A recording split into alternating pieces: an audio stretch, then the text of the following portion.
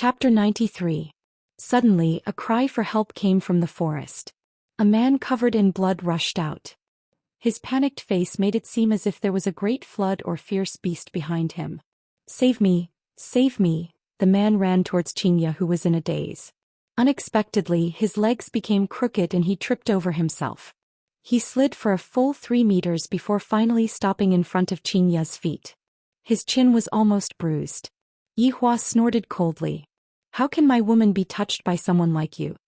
Yihua, quickly come and save them." Xianxia finally came back to her senses and shouted out loudly. Yihua walked over unhurriedly and sized up the man. He discovered that the man did indeed have injuries, but the injuries were not as serious as what he had shown. Furthermore, the fainting that the man was showing right now was just an act. Qin Yuan felt that he was really unlucky today. He heard that this mountain range was extraordinary, so he specially came over to check it out. In the end, he bumped into a disciple of the Cloud sect. Luckily, he escaped quickly, but he also discovered an unknown secret. If this news were to be leaked out, the entire cultivation world would be shaken. The Cloud sect actually secretly dug up a dragon vein. However, he was injured. If he continued like this, he would definitely be caught. Coincidentally, he saw a couple camping by the lake. After observing them for a while, he felt that they were both good people. After all, they were so in love with each other. The beautiful woman was running around like a child, shouting for him to come and catch her. She was really cute and kind. The man doted on the woman very much, so he was probably a kind-hearted person. When he saw someone like him in trouble, he would definitely help. "Look at this. This beauty is anxiously shouting to save me. I am so happy. Hurry up and drive me away." "What happened?" Yihua walked over and asked lightly. "I don't know, he just ran out from the forest. Quickly save him." Xianxia pulled onto Yihua's hand and shouted out anxiously. Yihua appeared very serious and said, "Xianxia, don't worry, it's nothing big." Qin Yuan, who was lying on the ground, cursed under his breath. What kind of look was that? He was covered in blood, yet he said that he was fine. Only a fool would believe him. "Then I can rest assured." Xianxia patted on her chest and let out a sigh of relief. Qin Yuan froze. "How could you believe such words? Don't believe a man's mouth, believe your own eyes." Xianxia naturally believed in Yihua. After all, Yihua was a cultivator. Then why isn't he waking up? Xianxia walked over to Qin Yuan's side and asked curiously. "He might have fainted from the fall. Just get some water to wake him up." "That's right, why didn't I think of that?" Xianxia slapped onto her forehead. "I am truly becoming more and more stupid." Qin Yuan felt that he should wake up. There were wounds on his body and he couldn't touch water. Just as Qin Yuan was thinking, a comfortable feeling spread across his face, and his body couldn't help but tremble. "Yihua, it's moving." Moved. But why hasn't she woken up yet? Not enough water. Oh. Qin Yuan was shocked. He couldn't do this, he was about to wake up. Cough, cough, cough. Qin Yuan coughed violently. Perhaps he wanted to make it look more realistic, so he used a little more force. Who knew that he would cough out blood? He couldn't stop coughing. Xianxia was frightened by the bloody scene in front of her. "Yihua, is he going to die?" "He's fine. He's just coughing out blood. He'll be fine soon." Qin Yuan's heart crumbled. Who the **ck would cough up blood like this? How could these two people not know this common sense? 1 minute later. "Yihua, why hasn't he stopped? Seems like he has a lot of blood." "Xianxia, lay him down," Yihua said faintly. Without waiting for Xianxia to act, Qin Yuan had already laid down himself. Could it be that Yihua is going to give me artificial respiration? Such a beautiful woman, I'm so happy. What do we do next? Xianxia asked curiously. Yihua pointed at Qin Yuan's chest. "This person's blood is all accumulated in his chest. If we don't take care of it in time, he might suffocate to death." "Ah, so serious?" Xianxia was shocked. "And Xianxia, use your foot and step on his chest. Use a bit of strength and he will be able to vomit out all of the extravasated blood." Yihua said very earnestly, and Xianxia had never seen Yihua being so earnest before. Xianxia wrinkled her brows. "Will it really work?" "Xianxia, look at how much pain he is in, hurry up." Qin Yuan couldn't care so much anymore. "These two are simply inhumane. I am already coughing out blood and they still want to step on my chest. Do they even have a bit of medical common sense? This beauty actually believed in my words." Cough. No.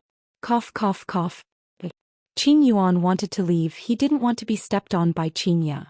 Xianxia took a deep breath. Mister, don't be anxious, my husband will cure you. Cure your sister. How is he going to cure me? He is going to take my life. You are going to be his accomplice. Bear with it a bit.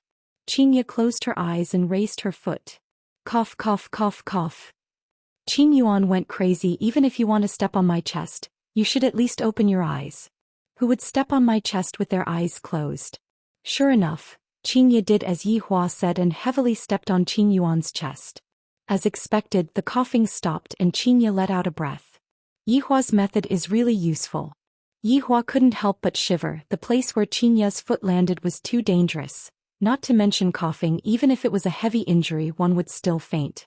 Opening her beautiful eyes, Xianxia looked at the place where her foot landed and took in a breath of cold air, then immediately looked towards Yi Hua. Yi Hua. I didn't do it on purpose. I just wanted to save him. Yi Hua shook his head. Quickly go and get some water to splash him to wake him up. Xianxia, who was embarrassed, immediately took some water and splashed it on him again. When he wakes up, I will definitely apologize to him. I really didn't do it on purpose. Qin Yuan really fainted. Originally, I was still fine. I just wanted them to save me and drive away from here. In the end, I am really not far away from death. After Xianxia's unremitting efforts, Qin Yuan suddenly woke up and took a deep breath. Coincidentally, Xianxia splashed water on him. I'm finished, I choked. Cough, cough, cough. Cough, cough, cough. I'm sorry, I didn't do it on purpose.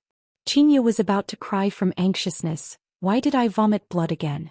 Qin Yuan opened his eyes as if he was saying, don't torture me anymore. Let me go, we can pretend that we never saw each other. Just that, in Xianxia's eyes, this kind of expression completely became a signal for help. Don't worry, this time I guarantee that I will step on the right place.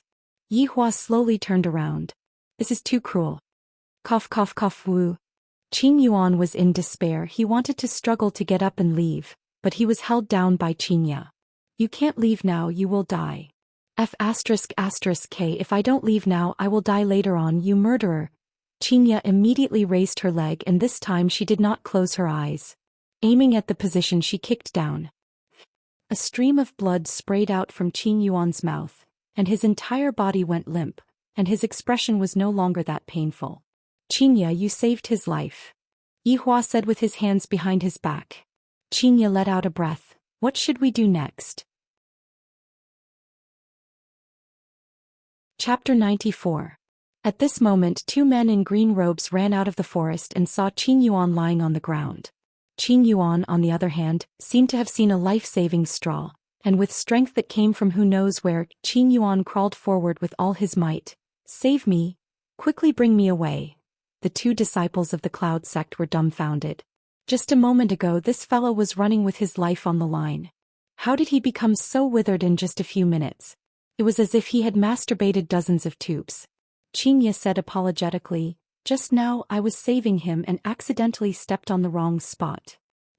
This was the first time that Cloud sect's disciples heard that one has to step on someone to save someone, and they were a bit stupefied. But no matter what, they had found them. One of the men cupped his hands and said, thank you both. Farewell. Xianxia also cupped her hands. About that, take care. Qin Yuan shed tears of remorse. He no longer believed in TikTok, who said that a good-looking person would have a beautiful heart. If God gave him another chance, he would definitely not ask them for help, even if he had to die. Yi Hua, I really didn't do it on purpose. Xianxia apologized. Yi Hua took out a tissue and wiped off the sweat on Xianxia's forehead.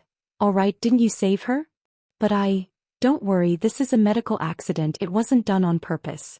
After hearing Yi Hua's explanation, Xianxia felt relieved. That's right, this is only a medical accident.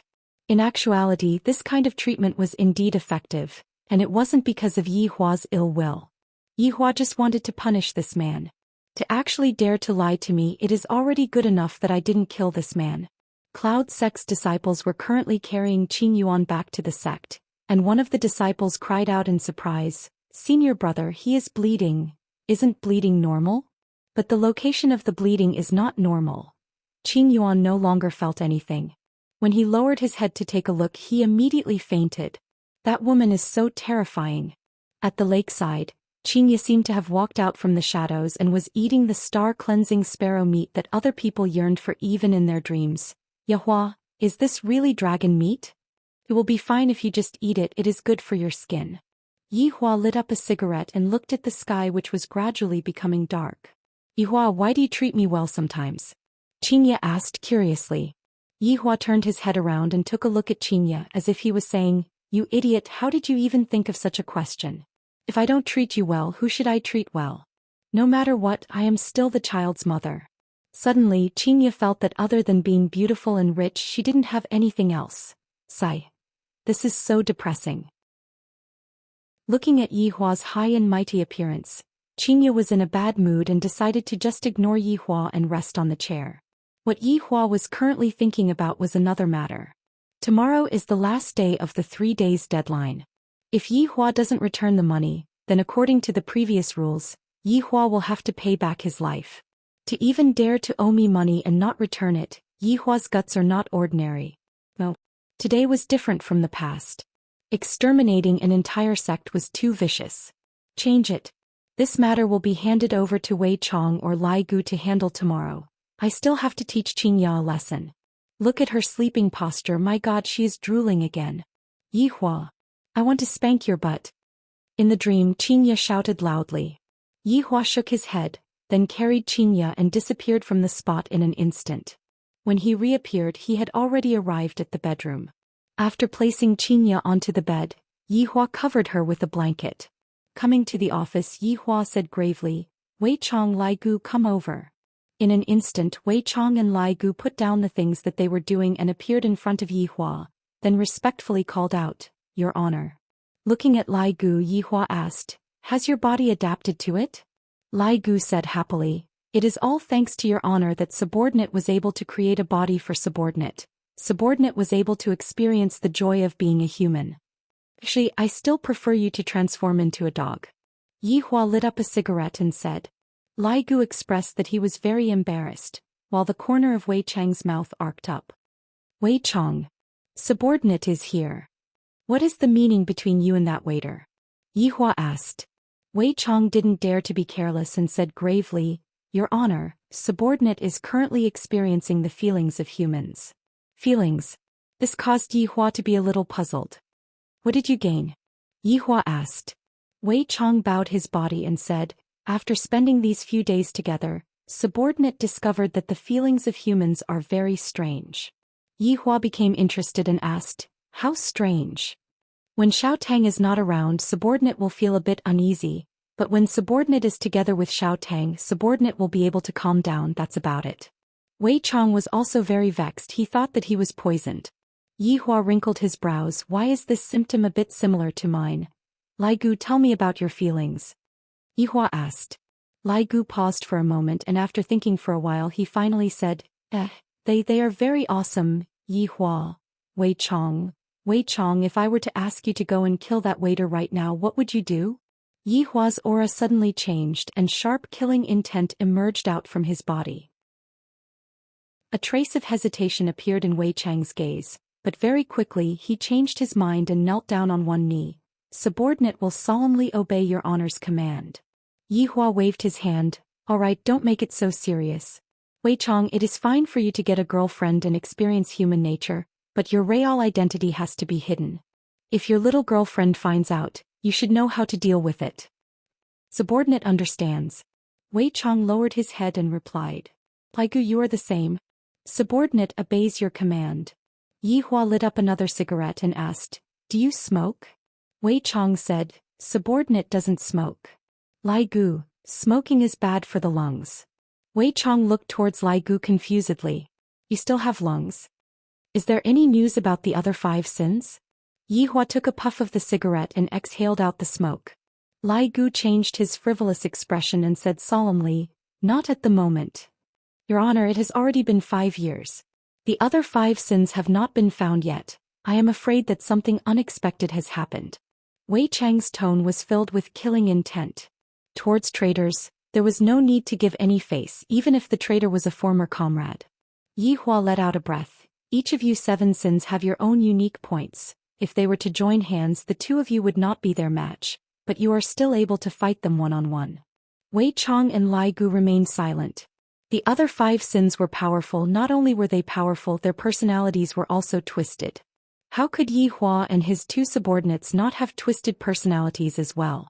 It was just that after learning for 5 years, their personalities became slightly better.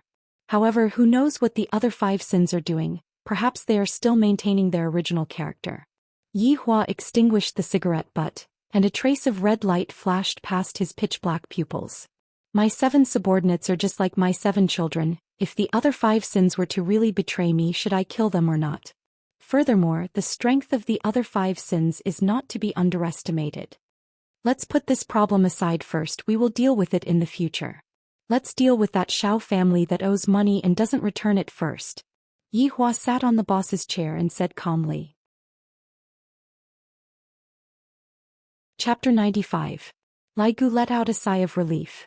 This kind of small matter is what Wei Chong likes to do the most. It is still more comfortable for me to lie on the bed. Lai Gu, how do you think we should deal with this matter? Yi Hua asked. The latter paused and swallowed his saliva. His honor is here to test me again. I cannot be careless. Your honor, just a mere human dares to not pay back the money he owes. Of course he has to pay back the money with his life. Kill them all. Lai Gu was still the same as before, killing all the people he meets. Wei Chong, how do you think we should deal with this matter? Wei Chong pursed his dry lips. According to the usual routine, I will definitely kill all the people I meet. I can give up the money, but I cannot lose my face. However, his honor will definitely not follow the usual routine, just like that Long Out Yin. Your honor, those who owe money and don't pay back are the most evil. I suggest that we kill the person closest to them. Yi Hua was somewhat attracted by Wei Chang's suggestion. This is a bit interesting. Tell me about it. Subordinate thinks that what humans fear the most is losing their loved ones. In the past, when we were fighting all over the world, we also saw it, but we didn't understand it. However, after 5 years of understanding, other than money, what humans care about is their family. Lai Gu took a look at Wei Chong. Where did this gluttonous freak find this fallacious reasoning from? Lai Gu looked at Wei Chong. When can you be as sensible as Wei Chong? Yi Hua was gratified. I finally made Wei Chang's IQ online. Subordinate is incompetent. I will definitely properly learn about human nature in the future. Lai Gu thought in his heart, learning about human nature on the bed. Yi Hua continued to ask, Wei Chong, who do you think Xiao Yi cares about the most? Here comes another problem. Wei Chong thought to himself, if it's me, other than his honor, it would be Xiao Tang. That's right. It's a woman. Subordinate thinks that the person Xiao Yi cares about the most is definitely his woman. Yi Hua felt that what Wei Chong said was reasonable. Nothing in life is more important than losing one's true love. Yi Hua went into a daze. What am I thinking about? True love. Wei Chong, you handle this matter as you see fit. Take the money, kill the person too. I will obey your honor's command. Let's do it tomorrow night at 12 o'clock. If he returns the money, then forget it. Yi Hua added. Wei Chong and Lai Gu went into a daze, then knelt on the ground and shouted, Congratulations, your honor. What joy. These 2 fellows had learned the human's flattery skills the most. Lai Gu sighed with emotion. His honor is clearly able to use his martial power, yet he just had to use his brain. As a subordinate, I am truly unable to catch up to him. What Lai Gu said is right. If it was in the past, his honor would have long since ordered us to kill him. But today his honor actually said to spare his life. From this, it can be seen that his honor's control over human nature has already reached the pinnacle. Subordinate is blushing with shame. Wei Chong was so excited that he even sprayed out his saliva, and that expression on his face didn't seem to be bootlicking. Lai Gu, who was at the side, was stupefied. This gluttonous monster's performance is pretty good. You all. Yi Hua laughed helplessly. Compared to the past, the current atmosphere was much warmer. Dong dong dong. Yi Hua, are you inside? Qin Ye's voice rang out. You guys go ahead. Wei Chong and Lai Gu bowed and left, then disappeared from the office. Just at this moment, Qin Ye pushed open the door and walked in. When did we come back? Not too long ago. Yi Hua opened the window and let the smoke disperse a bit. Although it was just a small action, Qin Ye's heart still felt warm. Yi Hua, let's go out to eat, watch a movie and take a walk. All right. Yi Hua let out a breath. The human emotions that Wei Chong spoke of, are they really that mysterious? Could it be that I, the Supreme Overlord, already care about this woman? This is truly inconceivable. Emotions are the most mysterious thing in the human mind. Even a strong person like Yi Hua is about to fall into such a state. It is truly not easy. However, this kind of emotion was still continuously warming up. This was something that the two people didn't expect. Yi Hua admired Qingya's courage to be angry and speak out, and Qingya liked Yi Hua's concern. Although Qingya has a bad temper sometimes, overall, Qingya is still considered to be good. The morning sunlight was always so gentle. Without his sister-in-law at home, there seemed to be a bit less joy, but at the same time it was also a lot quieter. Wake up, Ying monster. Ying. To be honest, Yi Hua rather liked Qingya, who was acting coquettishly. Caressing onto Qingya's smooth long hair, Yi Hua thought to himself, these days are pretty good. It is a bit better than the lonely days I had in the past. Seeing that Qingya was lazing around on the bed and not getting up, Yi Hua could only take forceful measures and directly carried Qingya to the washroom. Qingya naturally didn't want to comply, and the sound of quarreling immediately rang out. Qingya, who lost the quarrel, pouted and went out to buy breakfast, while Yi Hua went to his sister-in-law's bedroom, turned on the computer and prepared to play games. I still have to practice my skills no matter what. I have to bring my wife and sister-in-law to eat chicken, and not listen to the two of them complain. And after Qingya came back, she saw that Yi Hua was secretly playing games, so of course she had to join in. In the end, the two of them had to play as a pair, and both of their lunch and dinner were takeaway. Yi Hua had led my wife astray. Yi Hua, play one more round, I want to eat chicken.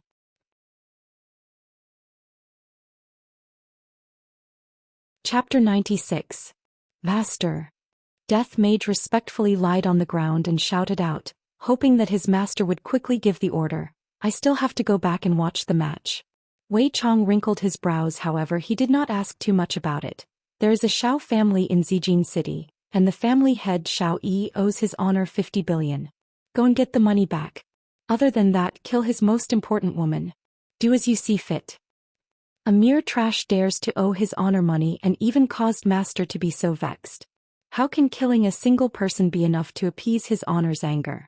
I would like to be so bold as to request to kill his entire family. The corner of Wei Chang's mouth twitched. Wasn't this line used by him in the past? It seemed like he really wasn't as bloody as he was in the past. How can you change his honor's orders as you wish? Wei Chang shouted out lightly. What an unruly fellow. This subordinate deserves to die. As soon as it's midnight, you can make your move. Death Mage did not dare to ask too much about it. Why did they have to wait until midnight before taking action? This is truly strange. The opponent's strength is not bad. Wei Chong warned before opening the door. Master, don't worry, subordinate will definitely get back his honors 50 billion and a life. Go. Yes. When Wei Chong walked out of the toilet, he just happened to see Tang Wei walking over. Uncle Wei, Tang Wei called out sweetly as a blush appeared on her cheeks. Xiao Tang, when we close the door, Uncle Wei will treat you to supper. Wei Chong said with a smile. Yi Hua thought that Wei Chong would personally take action, but who knew that Wei Chong had a date at night and thus called his subordinate over. In actuality, his subordinate was still going to watch the football match at night. If it wasn't for Wei Chong saying that the opponent wasn't weak, Death Mage would definitely have sent his subordinate over. The Zijin city's Xiao family was located in the northern suburbs. This was a manor that occupied an extremely large area. To be precise, it was not a manor but a mansion. Just like the residence of the prince in the past, it was all Chinese-style buildings with small bridges and flowing water. The environment was elegant and it was the enjoyment of an emperor. In the east courtyard of the Xiao family, Xiao Yi was lying on a big bed with two beautiful wives beside him. One of them was Nangong Sini and the other was Yuqi. She was the most beautiful girl in the school, but she was taken away by Xiao Yi. But that was 10 years ago. Although it had been 10 years, Xiao Yi's wives were still the same as before, showing no signs of aging. This was all thanks to Xiao Yi himself. Big brother Xiao, you're finally willing to accompany me today. Yuqi stretched out her index finger and drew circles on Xiao Yi's firm chest. Nangong Sini laughed softly. Brother Xiao, little sister Yu is hungry and thirsty. You have to feed her until she's full tonight. Sister Sini, why do you have to tease me every time? Nangong Sini lifted Yuqi's chin and said, because I like you. I hate you, Xiao Yi chuckled. He was also watching the match, but his thoughts were restless. He felt that something big was going to happen tonight, and it had been a long time since he had such a feeling. Brother Xiao, what's wrong? Do you feel uncomfortable anywhere? Why don't I ask Sister Shunan to take a look at you? Xiao Yi shook his head. There's no need. Besides, I was the one who taught Shunan his medical skills. I know my body well. Brother Xiao, why don't you rest early? You still have to take Yun to sign up for the children's soccer team tomorrow. The little guy is very excited today. Sister Cindy coaxed him for a long time before he fell asleep, Yuqi said softly. She then rubbed her belly and smiled happily. Oh, is Yun'er that excited? Xiao Yi laughed. Although he had many wives, it was very difficult for them to get pregnant. Until now he had only given birth to one son, Xiao Yun. Of course Yuqi was also pregnant. It was already 3 months and it was a girl. She couldn't bear it for 3 months and tonight she had to do something. Nangong Sini said with a smile, isn't that so? Recently the little guy has been saying that he wants to enter the national team and play in the World Cup to win glory for our country. Not bad. He already knows how to win glory at such a young age. Xiao Yi was very happy and looked forward to the arrival of his daughter. After a pause, Xiao Yi said, Cindy, I will start my seclusion tomorrow. I have a feeling that something big is going to happen. Okay, don't worry and go into seclusion. I will look after the company, Nangong Sini said. Sister Sini, I also want to go to the company to help you, Yuqi said pitifully. You just stay at home and wait for the delivery. Otherwise, someone will say that I mistreat the pregnant woman again. Nangong Sini poked her husband's arm. Hubby, let's go to sleep, it is already 11:50 p.m. Yuqi lightly bit onto her lips, expressing that she was feeling very uncomfortable. Xiao Yi laughed. Let's watch for another 10 minutes. If Germany doesn't score a goal, we will go to sleep and feed you properly. Annoying, Nangong Sini laughed helplessly. Today you guys are the home team, I am here to cheer for you guys. Sini, don't even think about running away, give birth to another one for me. Xiao Yi said straightforwardly. Don't, the other sisters are going to be jealous of me to death. Xiao Yi's arrogant laughter immediately rang out in the room. This is the peak of life, hugging onto one's left and one's right, and it's still joyful and harmonious. At this moment, outside of Xiao Residence's wall, Death Mage was leaning on the wall while hugging onto his sickle of death. His 5 hand bones were holding onto his phone and the phone was still lying horizontally. The commentator's passionate voice was currently ringing out from the phone. 100 meters away from Death Mage, there were a few scouts that were holding onto night vision goggles and looking at the situation. Quickly look at the wall, there is an idiot. Quickly let me take a look, damn it. Seriously, not only did he not sleep in the middle of the night, he actually came to Xiao Residence to cosplay and he even dressed up as a Grim Reaper. Awesome. He seems to be watching the World Cup. Did you place a bet on the match between Germany and South Korea tonight? Of course, Germany is the defending champion. I even used the money that I used to buy a house to bet that Germany will win. Me too, if Germany wins, I will become a young model at the club. If Germany loses, I will become a slave. Haha, you know me best, my brother. However, we have already waited for a few days and we still haven't seen a single ghost. That's right, there are only damned mosquitoes. Death Mage naturally knew that there were a few groups of humans in the surroundings, but he was not interested in caring about them. Right now what he was concerned about was the match. Germany team, quickly score a goal. There are still 8 minutes before I have to start working. If I were to lose tonight, all of them will be castrated. Motherf asterisk her, this family is truly tired of living, to actually dare to even owe his honor money, causing me to not be able to watch the match in the middle of the night. It is a pity that his honor asked me to only kill one person. What kind of great luck did they have? Looking at the time on the phone, Germany team still did not score a goal. Death Mage let out a breath of relief. After I teach them a lesson, I will cheat, I swear. Next time I will definitely not cheat. After keeping away his phone, Death Mage raised up his scythe and walked towards the front door step by step. Going through the back door? That is impossible, it is impossible in this lifetime. Who is it? Of course, Xiao family had their own security measures. When Xiao family saw a person that was wearing a black robe and holding onto a scythe that was even taller than a person, and that scythe's blade was shining with a silver light under the moonlight, Xiao family's appearance had already explained everything.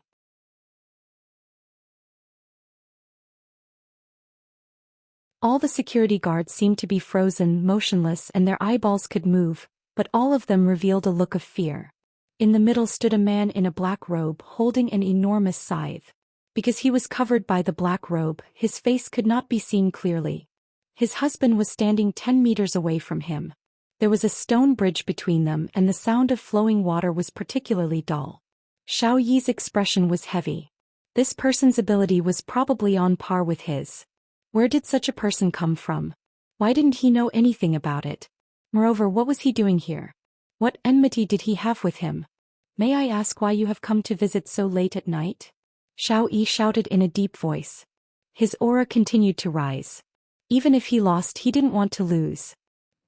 Death Mage let out a strange sound again, and the 6 beauties couldn't help but feel a chill run down their spines. I'm afraid it isn't appropriate for you to tease me like this. Xiao Yi was a man with a temper. Furthermore, he was an immortal emperor in his previous life, and he was revered by thousands of people. Although he hadn't fully recovered his cultivation, he still had his dignity. Death Mage suddenly waved the scythe in his hand. Xiao Yi thought that Death Mage was going to attack him, and a green long sword condensed in his hand. This sword was called the Broken Emperor Sword, and it was personally forged by Xiao Yi. The body of the sword was green and there were all kinds of runes on it.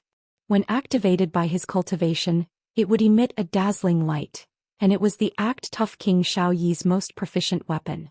However, when he saw that Death Mage wasn't going to attack him, but was instead taking out his phone, his expression became even uglier, especially when he was so scared that he took out his weapon. Suddenly, the voice of the commentator of the World Cup rang out from Death Mage's phone. I was watching it too. Could it be that he was watching the match between Germany and South Korea? Why would such a strong person do such a weird thing? That's right, Death Mage was squatting in a corner watching the World Cup, and the face scan unlock was still on that screen. Death Mage took a glance at the screen. Damn it, it's still 0, 0. I better get down to business first. Stretching out the hand bone, Death Mage was drawing on the phone's screen, not knowing what he was doing. Meanwhile, Xiao Yi was able to see that hand bone. This isn't a human. However, the 6 wives who were far away were not able to see anything clearly. When Death Mage took out the phone's screen, the words on the screen were very big and they were even scrolling across the screen. There weren't many words, but it caused Xiao Yi to be incomparably shocked, and even the 6 wives were dumbfounded. 2 words could be seen scrolling across the phone's screen. Return the money. There were even 3 exclamation marks, indicating that Death Mage was very angry. Xiao Yi tightly held onto the Broken Emperor Sword in his hand. I am here to trample on the debt. When have I ever owed someone money? What a joke. Not right. That night 3 days ago, that man. Could it be that that man told me to come here to trample on the debt? Calculating the time that Qin Yutong called me, today just happens to be the 3rd day. Just like that, it's already a match. 50 billion. What that prodigal earned was all cash, and where would I find 50 billion in cash? It is possible to gather the money, but if the capital chain is broken, the company will definitely be suppressed by others. This was also why I wanted to deny the 50 billion. If it was 5 billion, it would still be fine. Nangong Sini also thought so, but she didn't expect that the person who denied the money would come to trample on the debt, and this person even made her husband vigilant. Sisters, let's go in, don't disturb Brother Xiao. Nangong Sini said tenderly. Towards her husband, she trusted him a lot. It could be said that her husband had never been defeated before. The women had also seen such a scene before. Although they were worried, they didn't want to distract their husband. All of them returned to the backyard and waited for their husband's triumphant return. Xiao Yi's gaze was deep, and at the same time, the desire that he had been immersed in for a long time was ignited. Being unrivaled is lonely. It has been a long time since I was this excited. Right now, it is hard to find an opponent. It is either that the opponent has some misgivings or the opponent doesn't dare to. In any case, there are all sorts of reasons. And this person in front of me, wrong. He is not a human. No matter what he came here for today. This battle must definitely be fought, and it must be won. If not, Xiao family will become a laughing stock in the entire north. This is something that is absolutely not allowed to happen. I reckon that right now there are already a lot of eyes staring at us. Xiao Yi took a deep breath. Let's fight at another place. Death Mage waved his left hand, indicating that he didn't mind. Such a disdainful action caused Xiao Yi to sneer.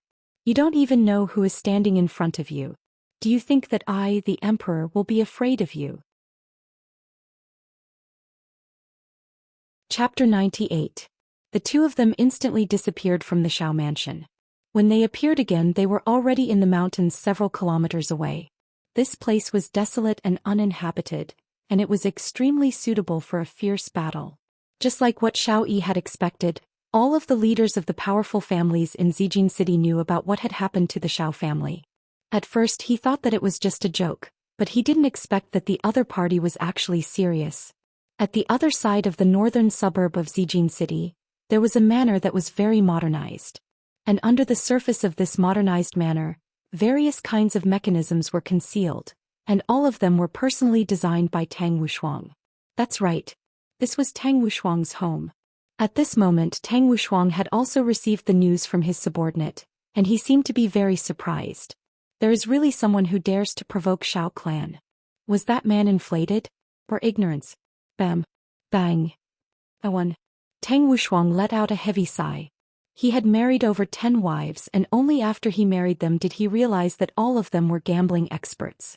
Even his gold desert eagle was used as a gambling cushion. Standing up, Tang Wushuang placed his hands behind his back and let out a long sigh. Why are all the people with the surname Tang so miserable? Could it be that I am the reincarnation of Tang Bohu? Wushuang? Quan Anrong walked over with a smile. Tang Wushuang was gratified. Finally, there was someone who was obedient. Anrong, you, Wushuang, I'm out of money. Give me a few million first. Tang Wushuang's entire body froze. Wushuang, I'm just joking. Tang Wushuang couldn't help but rub his wife's nose. Little mischievous, I'm afraid a few million is not enough. How about 10 million? Tang Wushuang requested for a close-up shot of the scene where Tang Wushuang spurted out blood. Alright, I won't joke around anymore. Did something happen on Brother Zhao's side? Quan Anrong pinched her husband's face and smiled. What a fool. Tang Wushuang smiled helplessly. And there's news. If I didn't guess wrongly, they should be here to collect the debt. Wushuang, Brother Xiao is so powerful. He should be able to settle this easily. Anrong, do you mean that you don't want me to get involved in this matter? Tang Wushuang wrinkled his brows. He didn't understand the profound meaning behind Anrong's words. Quan Anrong held onto Tang Wushuang's arm and walked out of the chess room. Then they arrived at the garden outside. Firstly, Brother Zhao's strength is very powerful, and even if you were to go, you wouldn't be able to do anything. We won't do something like adding flowers to brocade, and if we are going to do something, we will have to do something like sending charcoal in snowy weather. Timely help. Tang Wushuang's brows became very deep. Brother Zhao's reputation in the circle is very big, even surpassing yours. Wushuang, although you don't say it, I can see that you still care about it. Quan Anrong looked at her husband's expression and continued. Tonight, if Brother Xiao is safe and sound, we will pretend that we didn't say anything. If anything happens to Brother Xiao, Wushuang, this is your chance. But Tang Wushuang fell into a multiple-choice question, and it was very hard for him to make a decision.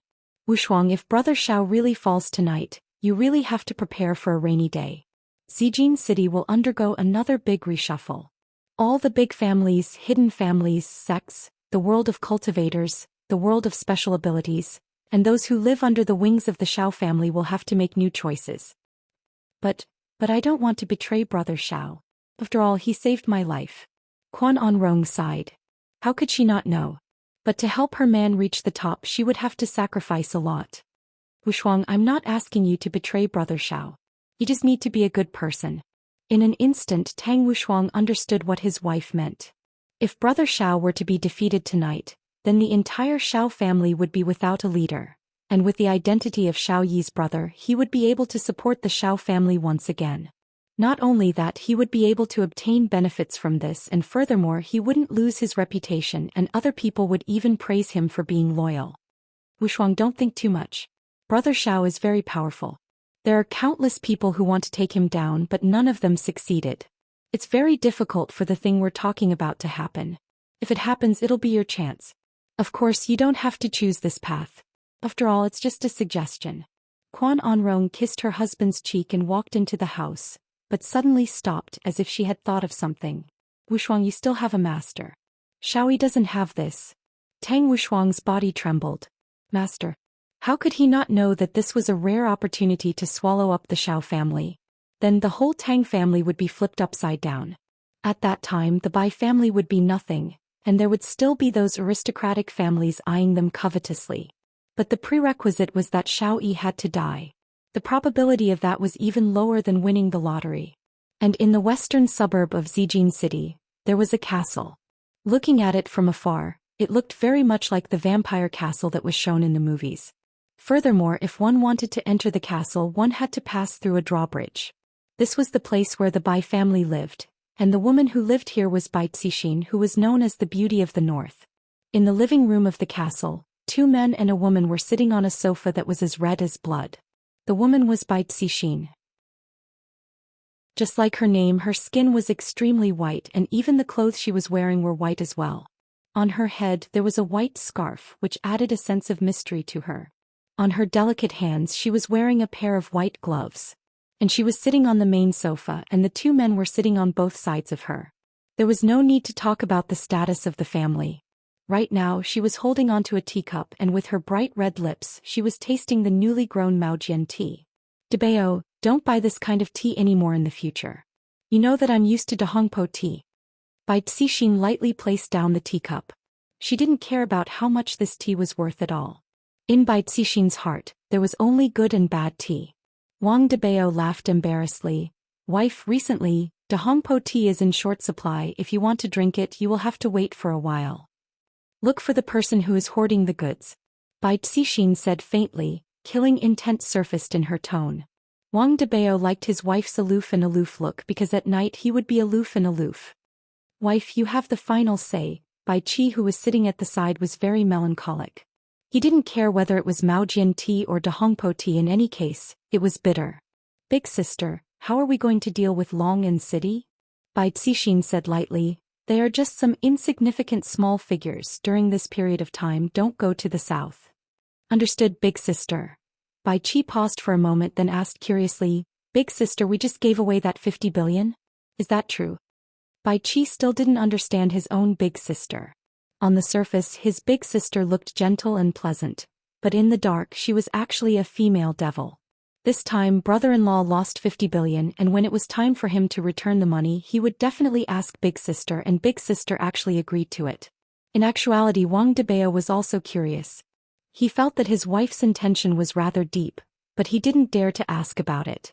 If he were to ask about it, it would make him seem like an idiot, as if he didn't even understand what was going on.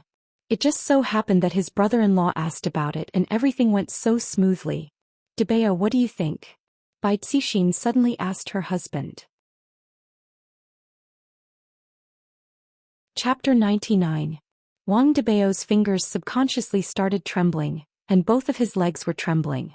Why did she suddenly ask me this question? She's not playing by the rules. How can us men understand the wife's farsightedness? The wife's thoughts are as fine as a needle and meticulous. How can a husband dare to guess the wife's intentions blindly? In any case, everything that the wife says is right. Even if she is wrong, she is still right. Wang Debao felt that he had never felt so refreshed before. His bootlicking was done in one go, and there was no pause in the middle. Bai Qi couldn't help but give a thumbs up. Brother-in-law's desire to live actually made his choice of words a lot sharper. Awesome. Bai Cixin lightly tapped onto her husband's forehead and said indifferently, when did I say that I will really give them the 50 billion? The use of the 50 billion will be tonight. Whether it is worth it or not will also be decided tonight. If it is not worth it, then we will take it back. Zijin City will not have a Qing family anymore. If it is worth it, then it couldn't be any better. The 2 men were stupefied. My dear wife is wise. Big sister is formidable. The 2 bootlickers. Perhaps the world might change tomorrow.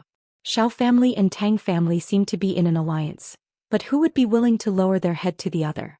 This is truly becoming more and more interesting.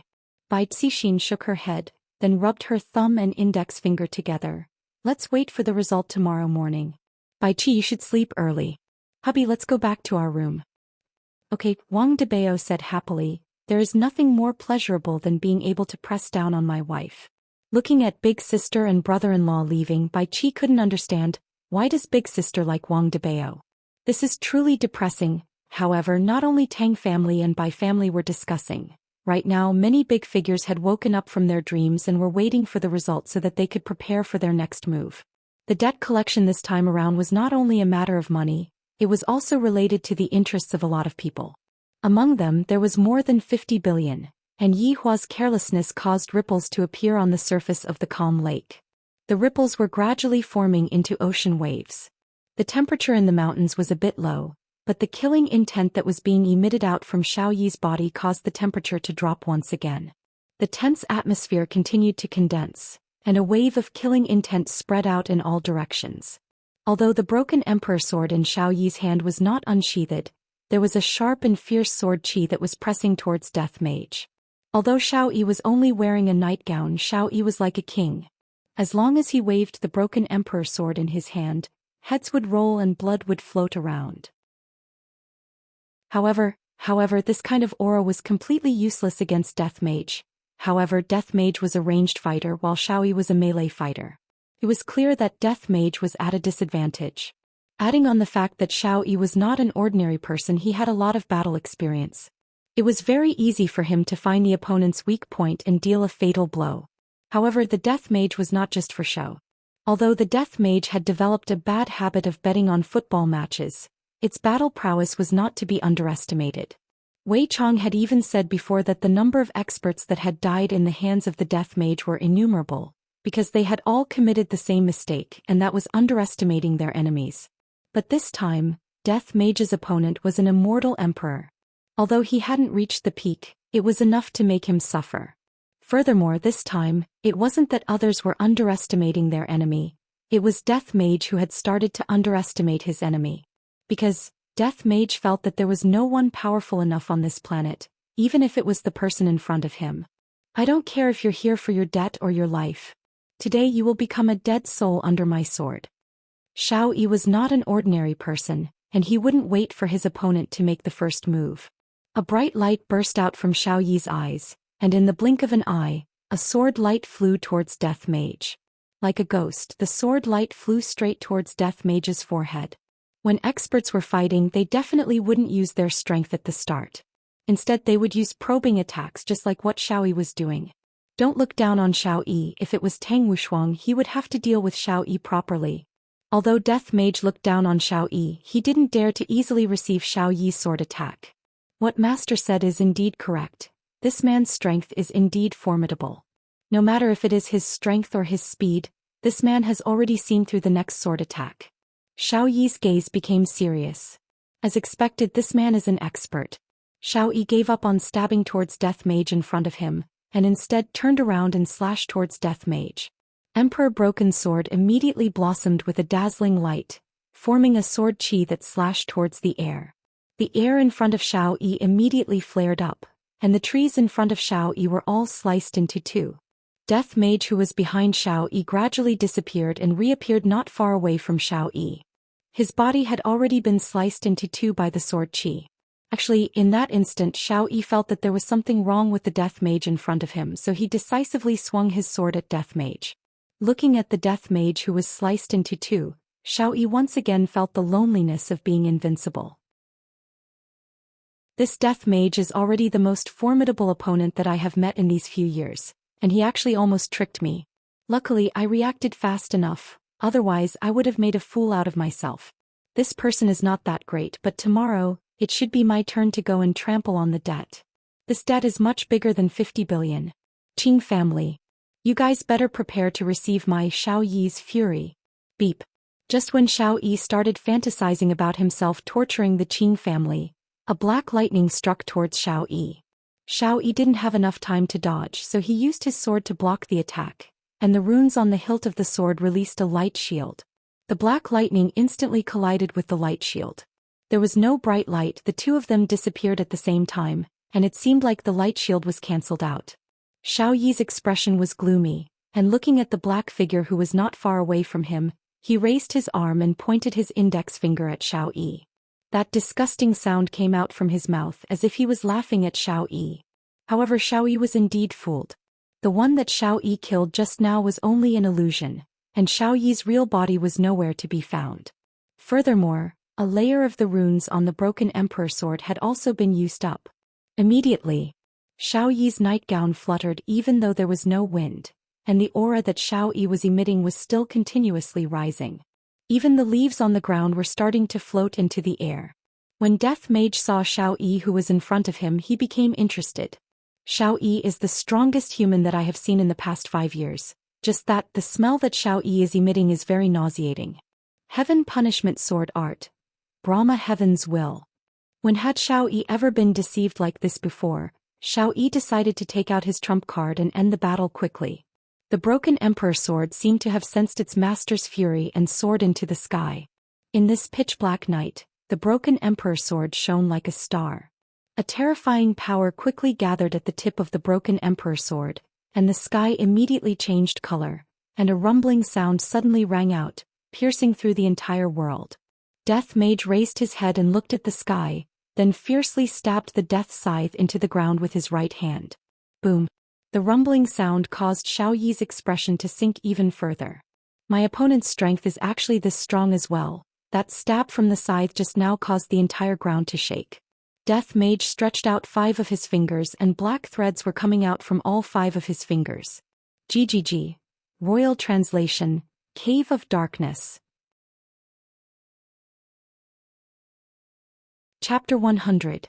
However, no matter what technique you use, no matter if you are a human or a ghost, you will still have to die under my sword. Xiao Yi shouted out lightly as his fingers quickly formed seals. Broken emperor sword that was in the sky shot out a dazzling light, and that dazzling light brought along a terrifying power as it struck towards Death Mage who was on the ground. Before the dazzling light even touched the ground, the powerful airwave that was emitted from the dazzling light already caused all of the trees to collapse, instantly raising the ground to the ground. From this, it could be seen just how powerful this move was. And under this terrifying power there was also a huge sound wave attack. However, Death Mage seems to have no eardrums. Go and die, trash, no matter who it is. Don't even think about acting cool in front of me, Xiao Yi. The people who acted cool in front of me have all been sent to hell and you are no exception. Death Mage really didn't know how to speak. If it was possible, I would definitely have a verbal battle with Xiao Yi. You are still acting cool like this, I will beat you up. Looking at the terrifying dazzling light that was coming towards him, Death Mage controlled the Cave of Darkness and used it to block in front of him. Then he secretly took out his phone and looked at the result of the match. The first half has ended. Germany and South Korea have yet to score a goal. I wonder who will score a goal first in the second half. I am truly looking forward to it. The sound that came out from the phone wasn't loud, but Xiao Yi heard it. Him. He still has the mood to watch the World Cup. He is ignoring me, ignoring my aura, ignoring my technique, and even more so, ignoring my ability to act cool. If that's the case, there are only 2 results today, either you die or I die. Death Mage quickly kept his phone, then faced Xiao Yi's big move with a serious expression. After all, I have to respect others, I can't trample on others' dignity, and I can't sneakily watch the World Cup while others are using big moves. Go and die. Xiao Yi shouted out. Seems like he was really angered by Death Mage's actions. However, the dazzling light shot into the cave and then, everything returned to normal. A cold wind blew onto Xiao Yi's nightgown, and also blew onto Death Mage's black robe. Right now, Xiao Yi's stupefaction should be accompanied by a sad eru. Only then would it be able to bring out the stupefaction in Xiao Yi's heart. This is impossible. Just who are you? Xiao Yi shouted out gravely. GGG, Imperial Translation, your dad. After Xiao Yi heard this, his face alternated between white and red. He was still teasing him. His eyes narrowed and his hands quickly formed seals. Congratulations, you've successfully angered this emperor. Heaven Punishment Sword Technique, Buddha's Fury 9 Lotus. The broken emperor sword, which was floating in the air, shone brightly, and the body of the sword trembled violently. Bang!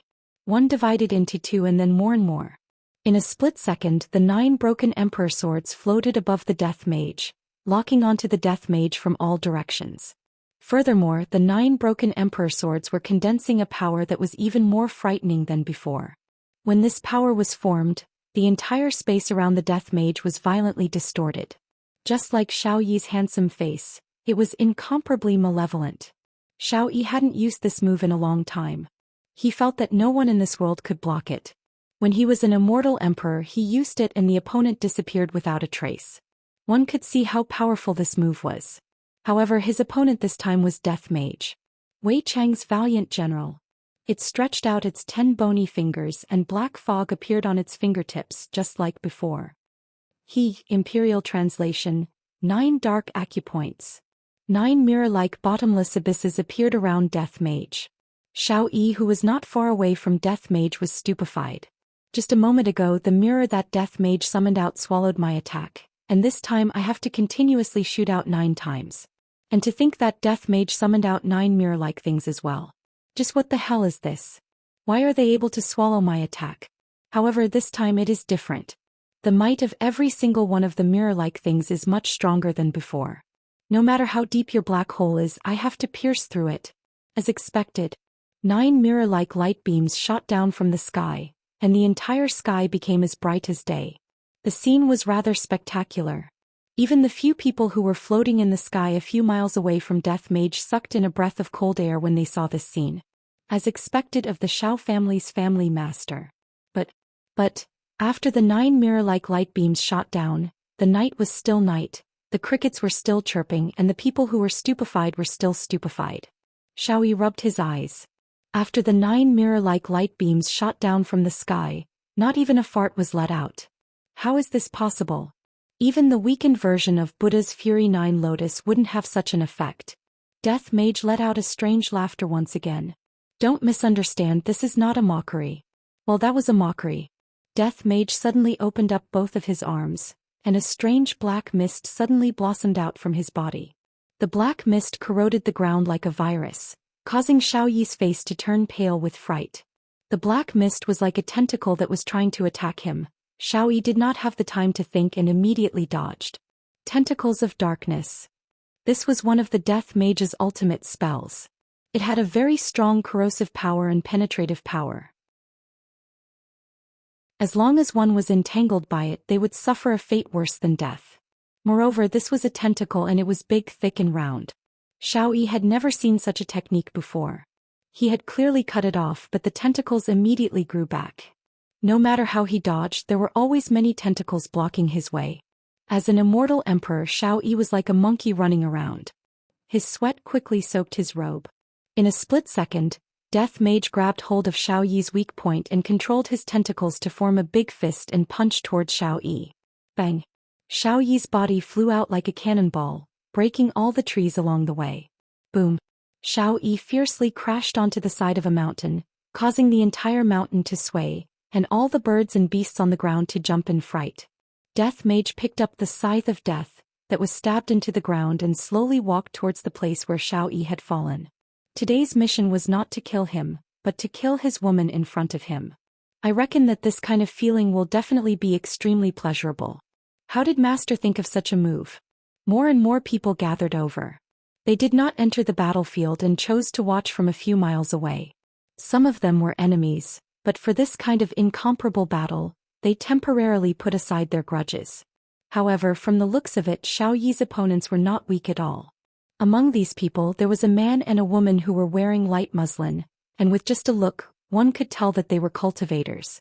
Senior Marshal Brother, Xiao family might be in trouble, we should go back and report this to the sect head. Junior Marshal Sister, the sect head had already come to an agreement with Bai family, there is no need to worry. Bai family. Senior Marshal Brother, Bai Cixin is not a good person cooperating with them. Junior Marshal Sister, although Bai Cixin is vicious, we still need Bai family's resources. After this battle we still have to make a trip to the south. South? Why are we going there? Of course, it is to bring treasures. Curiosity appeared in the Junior Marshal Sister's eyes. What kind of treasures would require them to take the risk to sneak into the south? Everyone was incomparably shocked. Originally, they thought that Xiao Yi would be able to win easily, but from the looks of it now, Xiao Yi's strength had increased by another level. Xiao Yi was completely suppressed by Xiao Yi, and they had never seen Xiao Yi being beaten to this state before. Seems like Zijin City is really going to change. However, as an immortal emperor, how could he not have a trump card? That would be looking down on immortal emperors too much. Right when Death Mage was slowly walking towards Xiao Yi, his body suddenly stopped and he dodged to the side. However, he was still too slow. His left arm was neatly cut off and fell onto the ground. Right now, Xiao Yi was wearing a golden gown and silver armor, and his hand was holding onto a golden longsword. Although there was a trace of blood on the corner of his mouth and his complexion was not very good, in the end Xiao Yi was still forced to take out his trump card. When the experts who were watching from afar saw that golden longsword, they couldn't help but break out in cold sweat. Chapter 101. When the spectators in the distance saw the Xianyuan sword, they all gasped. A few years ago there were rumors that the Xianyuan sword had appeared. Who would have thought that it would fall into Xiao Yi's hands? If it wasn't for the fact that he was so strong today, no one would have thought of this. This Xiao Yi really hid his strength deeply, and that armor he was wearing was definitely not ordinary. This trump card was simply a king's trump card.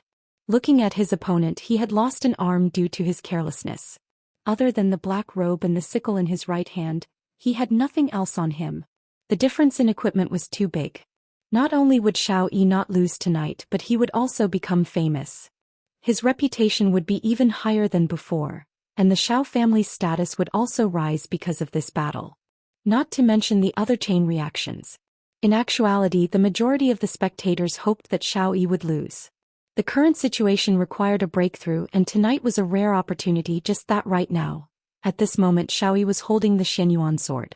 The sword was releasing a faint light, and with his golden robe and silver armor, he was like a god descending to the mortal world. Just standing there would cause people to feel fear. But Xiao Yi was shocked. That sneak attack just now could have killed the opponent, but the opponent had discovered it. It was just a broken arm, and from the looks of it, it didn't seem to be of much use. However, he had already taken out the Xianyuan sword and the mystic tortoise strange armor. One was shockingly powerful while the other had explosive defense. He didn't believe that he couldn't kill this skeleton. I didn't think that I, Xiao Yi, couldn't be low-key anymore.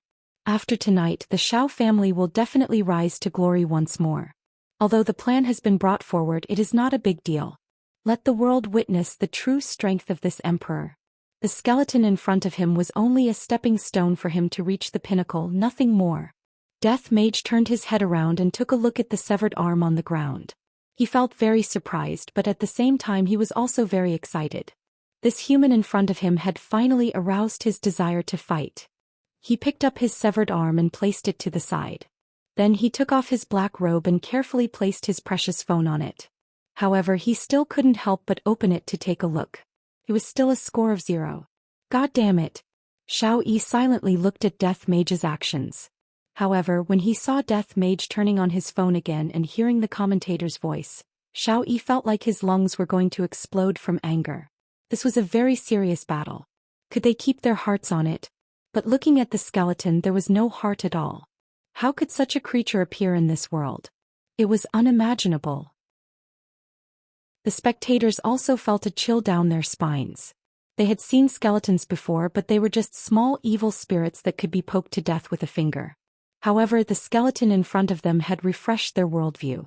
Could it be that it was a Bone King? A divine artifact like the Xianyuan sword could only cut off one of its arms. Unbelievable. With the death scythe in his hand, Death Mage walked towards Xiao Yi and stopped 10 meters away from him. GGG. Royal Translation: since you're good at close combat, I'll play with you. The Death Mage was definitely a high-ranked magician, and his specialty would definitely be magic attacks. However, the Death Mage was a bit of a slouch. Actually, every magician had the heart of a warrior in their heart. The Royal Translation: high-level power enhancement. The Royal Translation: high-level speed boost. The Royal Translation: high-level long-lasting support. The Royal Translation: top-notch defense enhancement. Xiao Yi stared blankly at the Death Mage, who was crying out weirdly. However, every time the Death Mage cried out, a different light would appear on its body. After the light flashed for more than 10 times, Xiao Yi finally came back to his senses. This skeleton was very weird, but Xiao Yi also discovered that the Death Mage needed to chant when it was releasing magic. As long as the distance between the Death Mage and the Death Mage got closer, Xiao Yi would be able to gain the upper hand. As for the Death Mage's scythe, I reckon that the Death Mage's scythe is just a decoration. Right now, Xiao Yi's speed was a few times faster than before, and he immediately disappeared from where he was standing. A trace of red light flashed past Death Mage's hollow eyes as he raised the death scythe in his hand high up. Boom!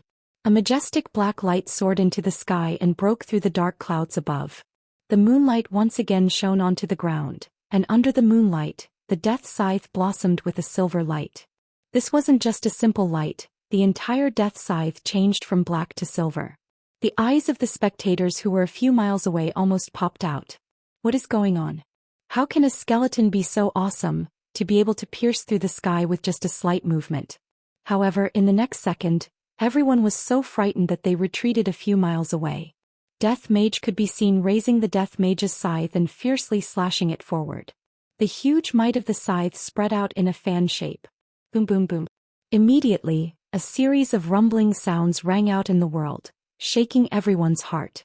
Wave after wave of air was like a surging giant beast engulfing everything in front of it.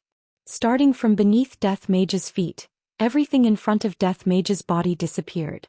The mountain that was still there just a moment ago had already been evaporated. The might of the Death Mage's scythe was actually so terrifying, everyone was so frightened that they retreated frantically to prevent themselves from getting injured. However, Xiaoyi's figure gradually appeared and stood steadily in the sky. The mystic tortoise armor blossomed with a bit of light, and the cloak on his back slowly fluttered. The spectators couldn't help but swallow a mouthful of saliva. Such a powerful might, and he is actually not injured in the slightest. As expected, Xiao family's family head is formidable. However, no one saw that there was a trace of blood on Xiaoyi's face. Xiaoyi, who was standing in the sky, looked down at Death Mage, and the astonishment in his eyes was unable to be concealed. Just now, I wanted to engage in close combat with Death Mage, and I didn't expect that Death Mage would actually make such a move. This is simply terrifying to the extreme. Not only is this Death Mage capable of long-range combat, he is also capable of close combat. Just who the fuck is this Death Mage? Just when Xiaoyi was feeling furious, he suddenly felt a killing intent coming from above his head. Xiaoyi's gaze became serious, and the Xianyuan sword in his hand immediately slashed towards the sky. Bang! The golden Xianyuan sword and the silver-white death scythe collided head-on, and the resulting shockwave spread out in all directions. Trees were uprooted one after another, and even the people who were standing a few miles away could feel the scorching heat rushing towards their faces. This is a true expert. On the battlefield, Death Mage looked at his scythe, and a crack actually appeared on it after being slashed by Xiaoyi's weapon. What a good weapon! Xiaoyi also saw this and he sneered. This emperor's weapon is Xianyuan sword, how can it be blocked by a small scythe like yours? However, Xiaoyi forgot one thing: just how powerful was Xianyuan sword. It was only able to cause a crack on Xiaoyi's weapon, and that was enough to prove that Xiaoyi's weapon was not ordinary. Of course, Xiaoyi would be immensely pleased with himself. After all, he had subconsciously placed Xiaoyi on the same level as him, and when he was able to cause damage to Xiaoyi, he would definitely feel extremely pleased. Chapter 102. When it comes to close combat, Xiaoyi was indeed a veteran. Death Mage was being a little too careless in this aspect. It was clear that he was underestimating his opponent. However, Death Mage, who had all sorts of buffs, was not someone to be trifled with. Die! Xiaoyi's killing intent surged. The Xianyuan sword in his hand felt its master's killing intent, and the light on the sword became even more dazzling. The technique that Death Mage was using was incomparably simple, even a child would know about it. Other than slashing, it was just slashing. Right now, the two of them were competing to see who would reveal a flaw first. However, both of them were people who had been through hundreds of battles, so how could it be that easy for them to reveal a flaw? Not a single person could be seen in the entire battlefield, and one could only hear the deafening loud sounds, and the ground that was collapsing in all directions. The people who were watching the battle were all stupefied. To demand a debt to this extent, there really isn't anyone else who can do this. The two of them immediately separated from each other. The scythe in Death Mage's hand was already severely damaged, and the blade of the scythe was uneven. Furthermore, a few of Death Mage's ribs had been broken, and his situation was not very good. Furthermore, Death Mage seemed to have exhausted a bit of his strength. However, Xiaoyi was not in a good state either. His golden robe had already been torn into pieces, and the mystic tortoise strange armor that he was wearing was filled with cracks, just like a spider web. Without the defense of the mystic tortoise strange armor, how would Xiao Yi be able to withstand Death Mage's crazy attacks? Furthermore, Xiao Yi's current situation was more or less the same as Death Mage's. After a long period of consumption, Xiao Yi was starting to show signs of fatigue. The amount of spiritual qi in his body was also running out. He quietly took out a pill and stuffed it into his mouth. Xiao Yi felt his spiritual energy slowly recovering, but it was useless. He had to finish the battle quickly. Ha! Xiao Yi shouted, and the Xianyuan sword in his hand shone brightly again. Xianyuan art, furious slash. Xiao Yi's eyes immediately turned golden, and his entire body leapt up high into the air. The sword that he was holding with one hand became a two-handed sword, and the powerful pressure that he emitted caused the ground that Death Mage was standing on to collapse. This time Xiao Yi didn't attack Death Mage but the weapon in Death Mage's hand. Because Xiao Yi felt that Death Mage's weapon was on the verge of breaking. As long as Death Mage's weapon was cut off, Death Mage's disadvantage would be revealed. This was the difference between their equipment. Xiao Yi was wearing a full set of godly equipment, while Death Mage's entire body was filled with skeletons. If it wasn't for the fact that Xiao Yi was buffed with magic, Death Mage would have long been chopped into pieces by the Xianyuan sword. However, Death Mage also knew that he did not have much mana left, and his mood was exceptionally terrible. This damned human actually made me so miserable. Boom. The two weapons clashed against each other again, and just like what Xiao Yi had expected, Death Mage's weapon was instantly cut into two. The silver-white light disappeared, and Death Mage's weapon returned to its original black color. When Death Mage saw that his scythe was cut into two by a human, he immediately let out a roar that would make people tremble with fear. Black fog began to emit out from Death Mage's entire body. Death Mage had already lost his rationality. If Master were to find out that he still ended up like this after dealing with a human, where would his face be? Where would his honor's face be? Damned humans, go to hell. Use your blood to wash away your shame. A huge amount of magic power burst out from Death Mage's body, and the people who were a few kilometers away immediately felt as if a small mountain was pressing down on their bodies. Without caring about anything else, they immediately activated their movement techniques and immediately ran for their lives. However, when they were running for their lives, every single one of them coughed out a few mouthfuls of blood. And Xiao Yi, who was the closest to Death Mage, was able to sense the craziness of Death Mage even more clearly. His gaze was filled with shock and fear. I never thought that Death Mage would be this abnormal. If Death Mage had used his full strength from the start, I might not have been able to defend against him. But no. Xiao Yi quickly stuffed a few pills into its mouth. Right now he could only fight with his life on the line. If it didn't die, then he would die. Xianyuan art, blood sacrifice. This was the move that Xiao Yi did not want to use the most. It was a move that would cause him to lose 3,000 of his life force. Although he could instantly increase his strength, the side effect was that his lifespan in cultivation would decrease. If he were to use this move, he might not even be able to defeat Tang Wushuang. However, he had no choice but to use it. Xiao Yi grabbed onto the Xianyuan sword with his left hand, and fresh blood immediately gushed out from the Xianyuan sword. The Xianyuan sword was like a gluttonous child as it continuously sucked the blood out of the Xianyuan sword. Xiao Yi's complexion quickly turned pale. However, in just an instant, a power that could destroy the heavens and earth surged out from his body. This power made Xiao Yi feel as if he was back in the past. Xianyuan art, divine destruction. Xiao Yi's body could be seen emitting a golden light, and it actually merged with the Xianyuan sword.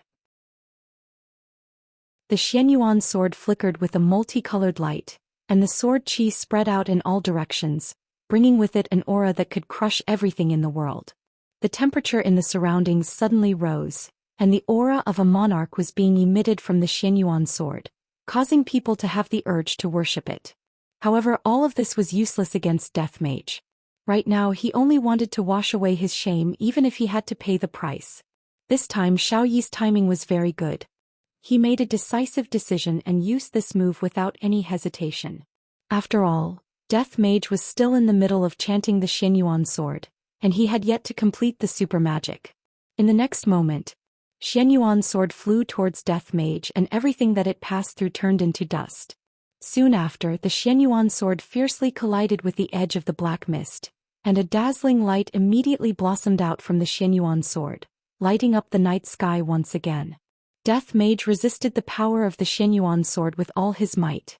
However, he had lost his left arm, and adding on the fact that his magic was exhausted, he was completely unable to resist against Xiao Yi, who had used a forbidden technique. Xianyuan's sword slowly pierced through the layer of black mist and headed straight towards Death Mage, who was within the black mist. Your Honor. Subordinate has failed in his task.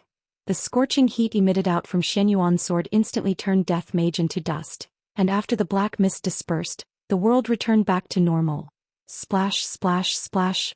Heavy rain suddenly started pouring down from the sky, and the rain fell onto the ground that looked like tofu dregs and onto a person's body. The black tortoise bizarre armor that Xiao Yi was wearing was already completely broken apart, and only the shoulder guard was left. Right now Xiao Yi was supporting himself with Xianyuan's sword, and blood was flowing out from his mouth non-stop. I didn't expect that layer of black mist to be so powerful, to be able to heavily injure me once again, making my situation even worse. Luckily, I managed to kill the black mist without any mishaps. Just that, the injuries that Xiao Yi received will probably take at least 10 years to recover. Cough, cough, cough. Xiao Yi let out a violent cough, and with every cough, blood would spurt out from his mouth. Xiao Yi's entire body was pale and powerless, just like a corpse. Although he managed to kill Death Mage, he wasn't any better off. Even his strongest defense, the Mystic Tortoise Bizarre Armor, was shattered, and not to mention the side effects of the forbidden technique. Xiao Yi paid a painful price in exchange for victory. Congratulations to Xiao family head for defeating a strong enemy. We admire you greatly. Congratulations to Xiao family head. We admire you greatly. Xiao family head's heroic bearing is extraordinary. We admire you wholeheartedly. A few figures landed beside Xiao Yi, and Xiao Yi had no choice but to prop his body up and pretend to be very relaxed. Furthermore, he even had to carry a smile on his face. However, this smile of his caused the injuries within his body to worsen, causing him to be unable to vomit blood out. Right now, I am very weak. If they want to attack me, I don't even have the strength to fight back at all. Furthermore, who doesn't want to possess a treasure like Xianyuan's sword? To be able to kill such a strong enemy is more than enough to prove everything. Xiao Yi straightened his back and coldly swept his gaze across everyone. The latter couldn't help but take a step back. I didn't expect that this Xiao Yi still has strength.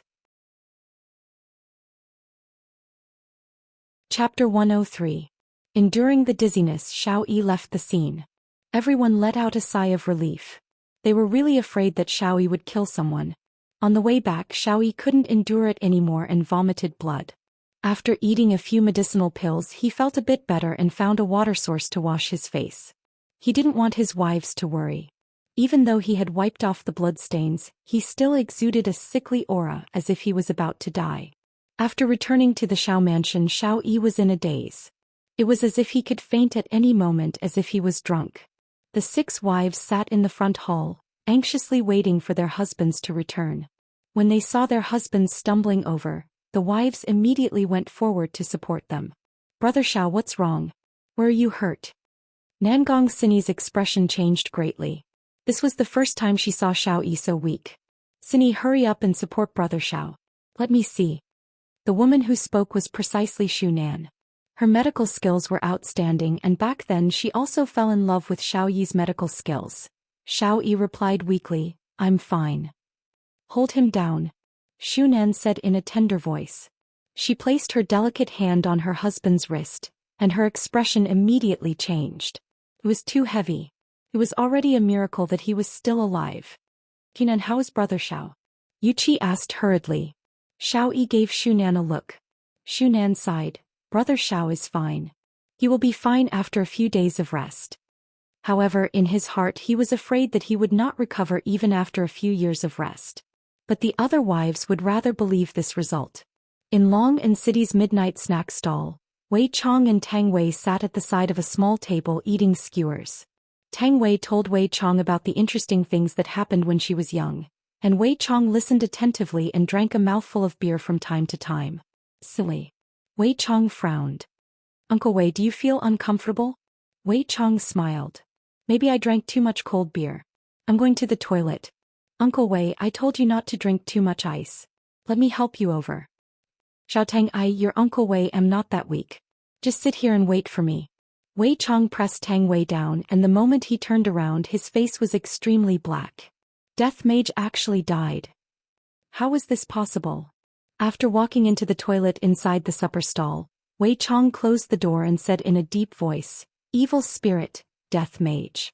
A black vortex appeared on the ground. The black robe, the scythe of death with the smell of death, appeared once again. Of course there was also the skeleton. "Master." Death Mage shouted out with deep regret and prepared to greet Yi Hua. Wei Chong shouted in a low voice, "All right, stop kneeling, the ground is very dirty." "What's going on? I told you to collect a debt and kill someone. How did you end up killing yourself?" Wei Chong was unable to understand. Death Mage's strength was not weak. Even if he couldn't defeat Death Mage, he should still be able to run away. Yet he was actually killed by someone. "Master, I'm suffering too." "Master, it is subordinate who has underestimated the enemy, and has brought shame to his honor and master.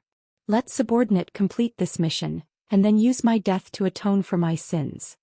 To be honest, Death Mage didn't want to be summoned by his master again. It was too shameful. This was what it meant to be reckless. He lost completely because of his recklessness. Wei Chang's mood wasn't very good either. If his honor were to know that there was such a process in the mission this time around, I wonder what kind of rage his honor would have. Wei Chong seemed to have already heard his honor's curses. "Enough, I don't want to listen to your explanation. You better keep this matter to yourself. If this matter were to be spread out, the first person that I will kill is you." Who would dare to talk about such a shameful matter to others? Just how shameful would that be? "Master, be at ease, subordinate will keep my mouth shut." Wei Chong paused for a moment, then asked while wrinkling his brows, "Is that Xiao Yi really that powerful? Even you are not his match?" "Master, that Xiao Yi is indeed not bad. He is the strongest human that subordinate has ever seen. However, subordinate did not lose to him, rather subordinate lost to him." Death Mage said embarrassedly.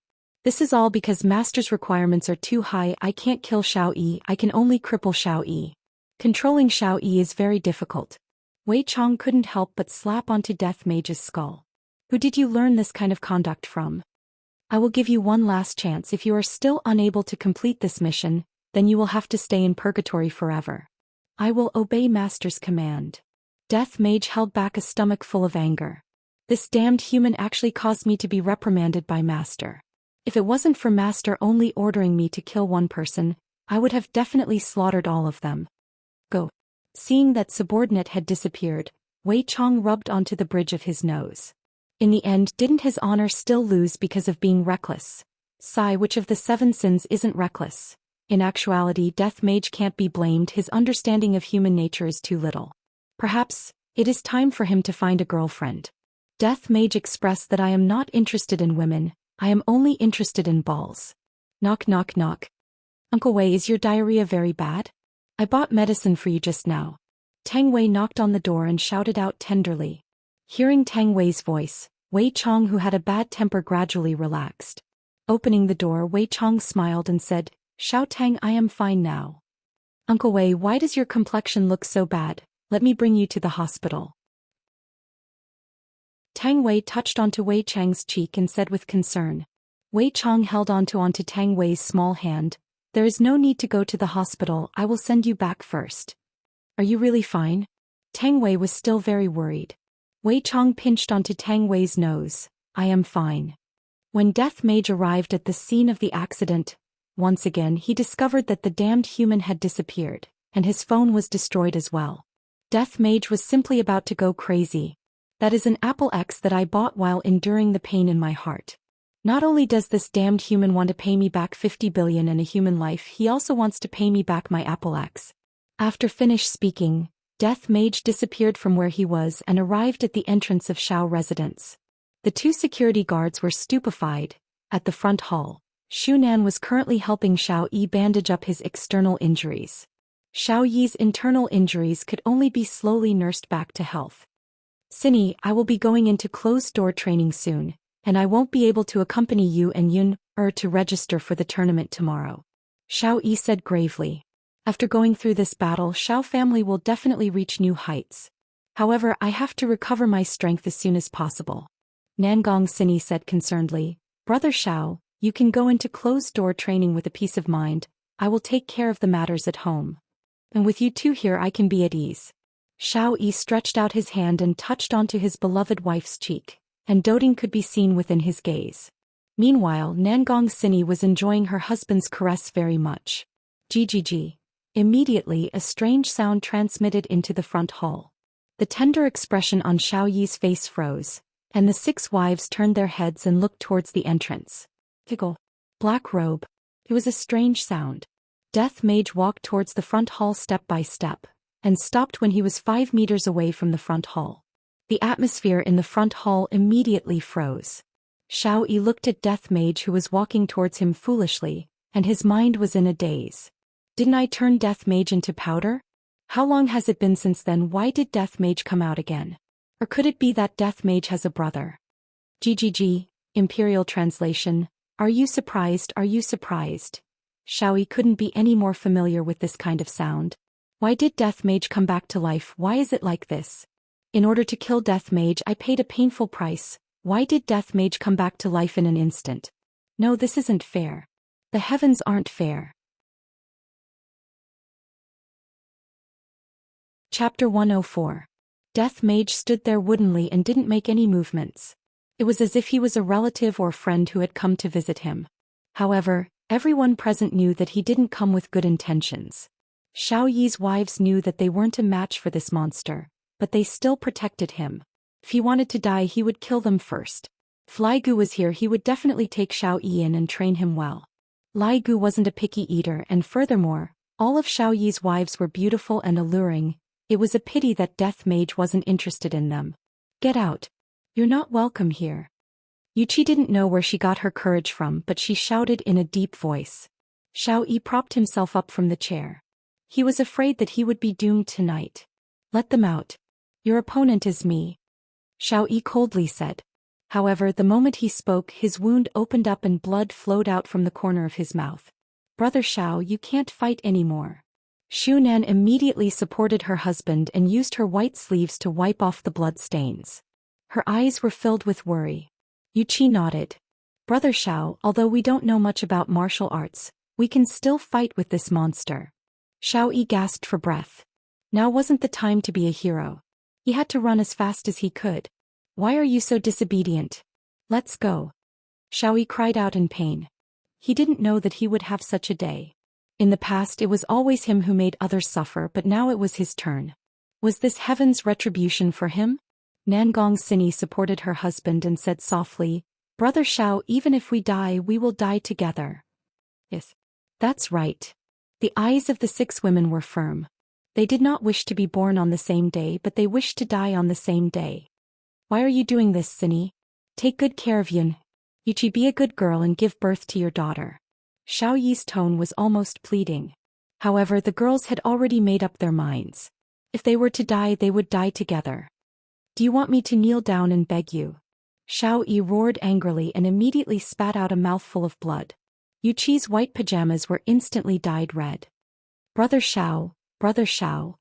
Right when the two of them were reluctant to part with each other, Death Mage finally moved. Stretching out his hand, Death Mage pointed towards the phone that was on the table. Everyone was shocked. Xiao Yi said in a deep voice, Give it the phone. Nangong Sini picked up the phone and passed it to Death Mage. When Death Mage held onto the phone he discovered that it was not unlocked, so he gestured to Nangong Sini. This handphone belonged to Xu Nan. Looking at the skeleton in front of her, she did not feel any fear in her heart.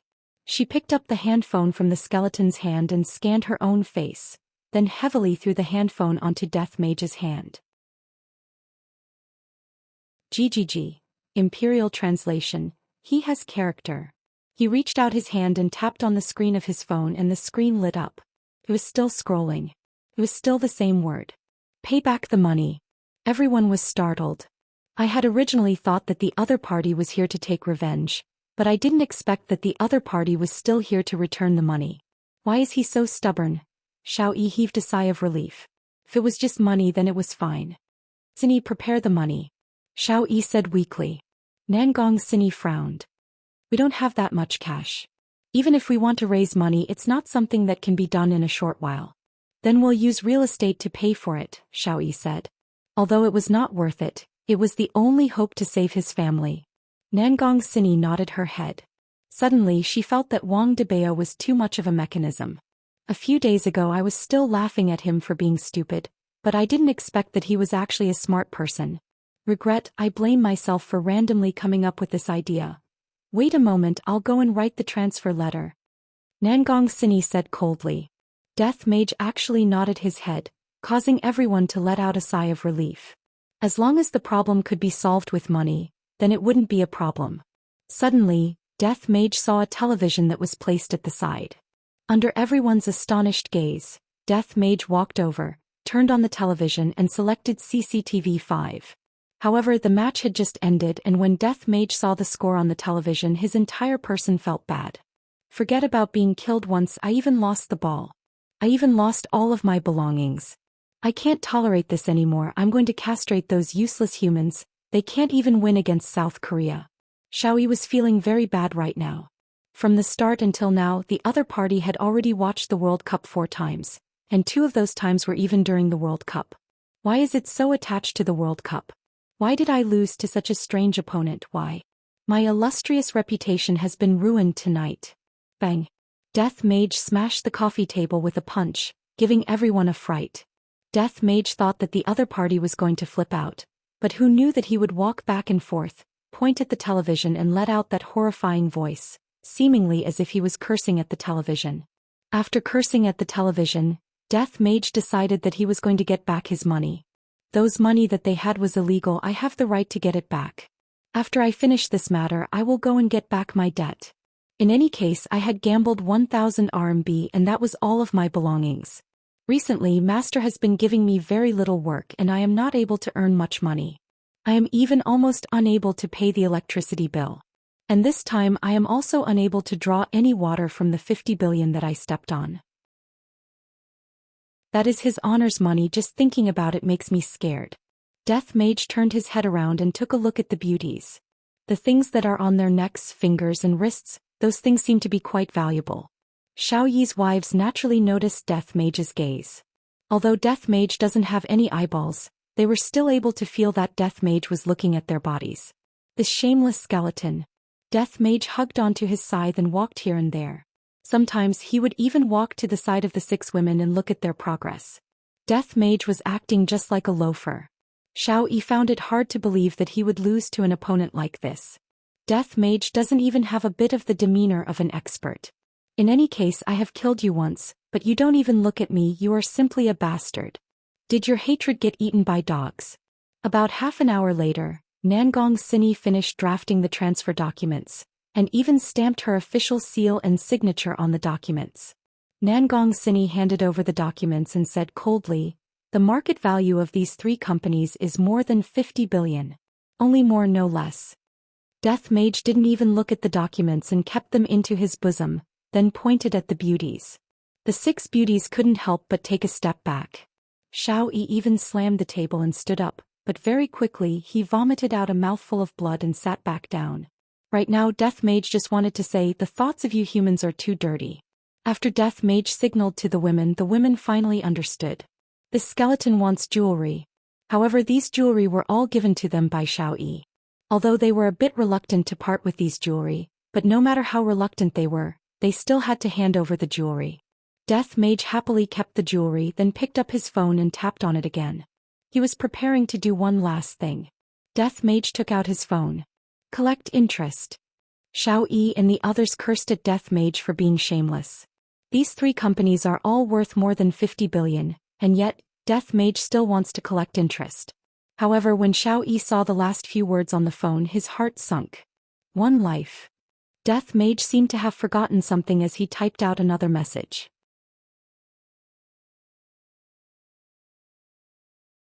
Chapter 105. Death Mage recalled his master's instructions. It seems to be like this if I didn't remember wrongly. Xiao Yi's entire body was shaking. This was going too far. He actually wanted him to kill the person he loved the most. Otherwise all of them would die. Xiao Yi opened his bloodshot eyes wide and suddenly shouted, bastard. I'll fight it out with you. Even if I die, I'll drag you down with me.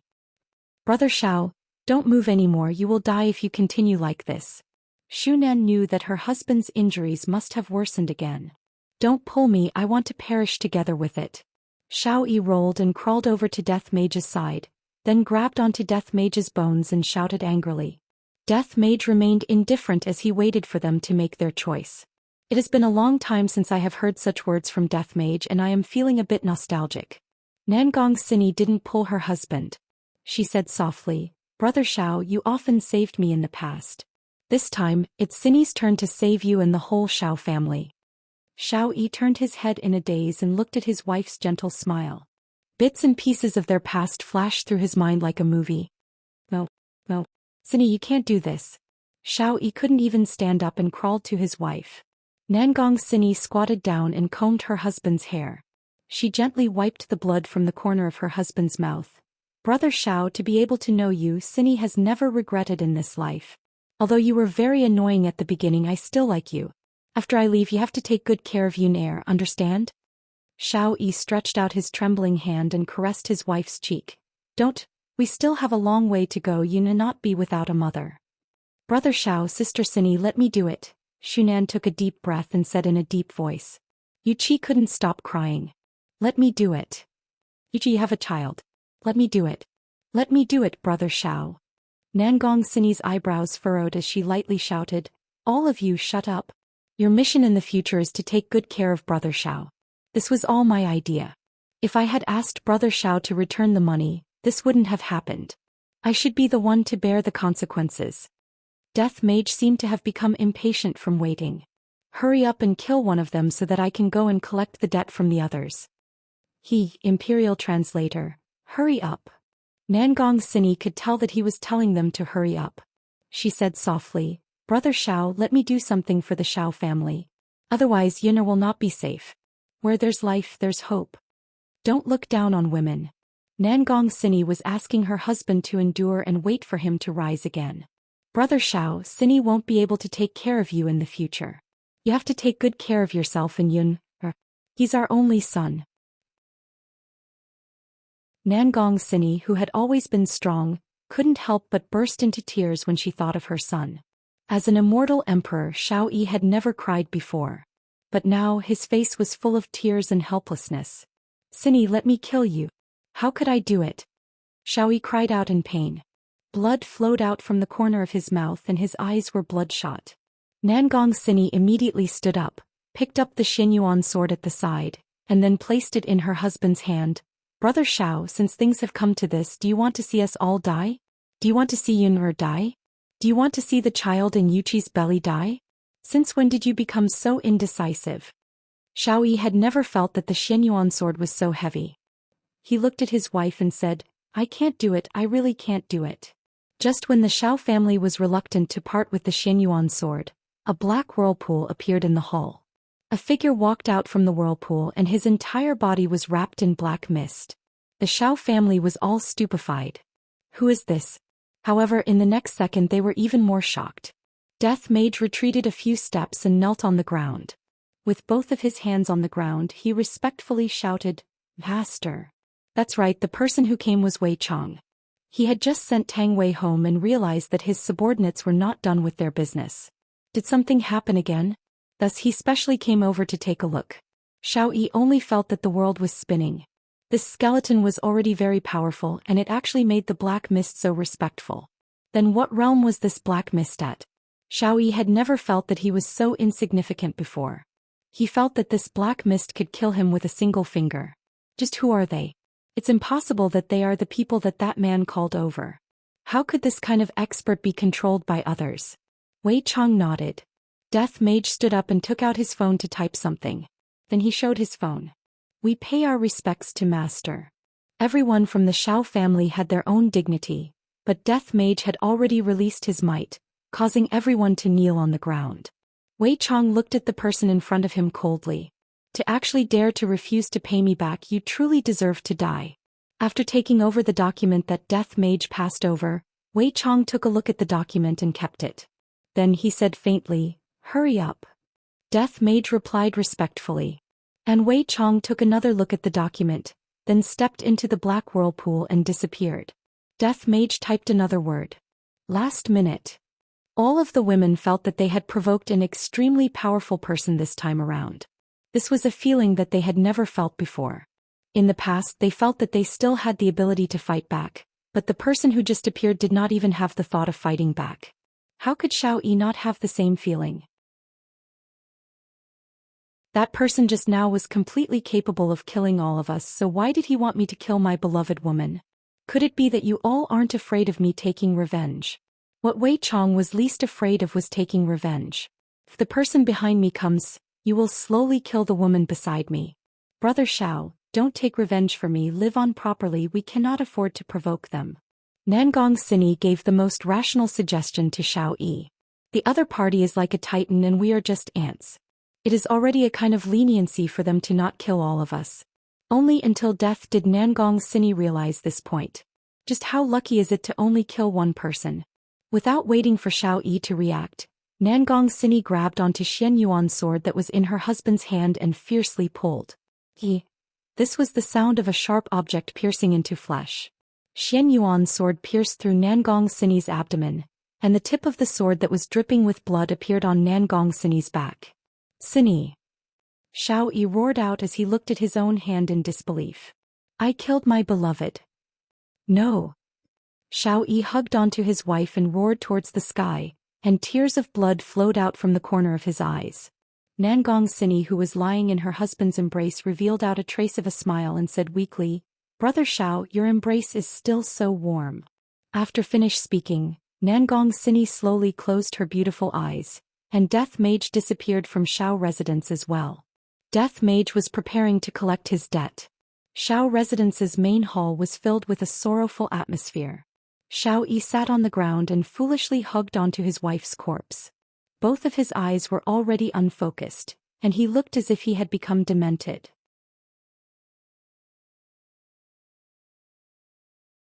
Chapter 106. Because of the angle, Xiao Yun didn't see his mother, who was in his father's embrace. Daddy, I miss mommy. Hearing his son's words, tears of regret flowed out from Xiao Yi's eyes. Xu Nan immediately carried Xiao Yun and pretended that nothing happened, then said with a smile, Yun, mommy went out tonight to earn money for Yun. Xiao Yun pouted his small mouth. Mommy also said that I will accompany Yun to sign up for the children's soccer team tomorrow. Yun, be good, I will accompany you to sign up for the soccer team, okay? Daddy is very tired today and I need to rest tomorrow. Xu Nan comforted Nangong Sini's only son, but every word that she said made her heart ache. Yun'er is very good. When mommy comes back, let mommy watch Yun'er's match. Mommy will definitely watch Yun'er's match and I will also cheer for Yun'er. The corner of the little fellow's mouth raised up. Mommy will definitely be proud of Yun'er. When Xu Nan carried Xiao Yun and left, mournful cries rang out in the living room. Xiao Yi carried his beloved wife's corpse and looked at the pitch-black sky outside. After a long while, Xiao Yi said gravely, Sini's death will not be announced to the public, I will find a way to save her. As for the hatred of killing my wife, absolutely irreconcilable. If I admit defeat so easily, then I wouldn't be an immortal emperor. Xiao Yi swore that when I recover to my peak strength, I will settle all the old and new grudges together. As for why he concealed the news of Xiao Yi's death, Xiao Yi didn't want anyone to know that someone killed his beloved wife, and that he was powerless to do anything about it. If Wei Chong knew what Xiao Yi was thinking right now, he would definitely use his honor's words. A salted fish will always be a salted fish, even if it turns over it will still be a salted fish. Xiao family was destined to have a tragedy tonight. However, in the eyes of Wei Chong and the others, this kind of ending was extremely fortunate. If it was in the past, Xiao family would have already been exterminated. As for keeping Xiao Yi alive, it wasn't that Yihua didn't think about it. After all, life is as dull as water and it is still possible to occasionally have some fun. I just hope that Xiao Yi will work hard and not let me down. However, as a supreme overlord, Yihua was currently facing a headache. Qingyu was actually lying on his chest and talking in her sleep. Yihua, I'm going to spank your butt, you high and mighty fellow. Qingyu hugged onto Yihua's body like a koala bear while clamoring. From time to time, Qingyu would punch onto Yihua's body. Although the punches were very light, it was enough to wake Yihua up. This foolish woman, she actually dares to say such unrealistic words. How can my butt be something that you can hit? Even when I am sleeping you are still so restless. God knows where the blanket has been moved to. Yi Hua let out a sigh, then lowered the temperature of the air conditioner by a bit, then covered that alluring and lovely body of hers. After that he stood up and walked into his office, lit up a cigarette and looked at the full moon. Your Honor. Not knowing when, Wei Chong appeared behind Yi Hua and was respectfully kneeling on the ground.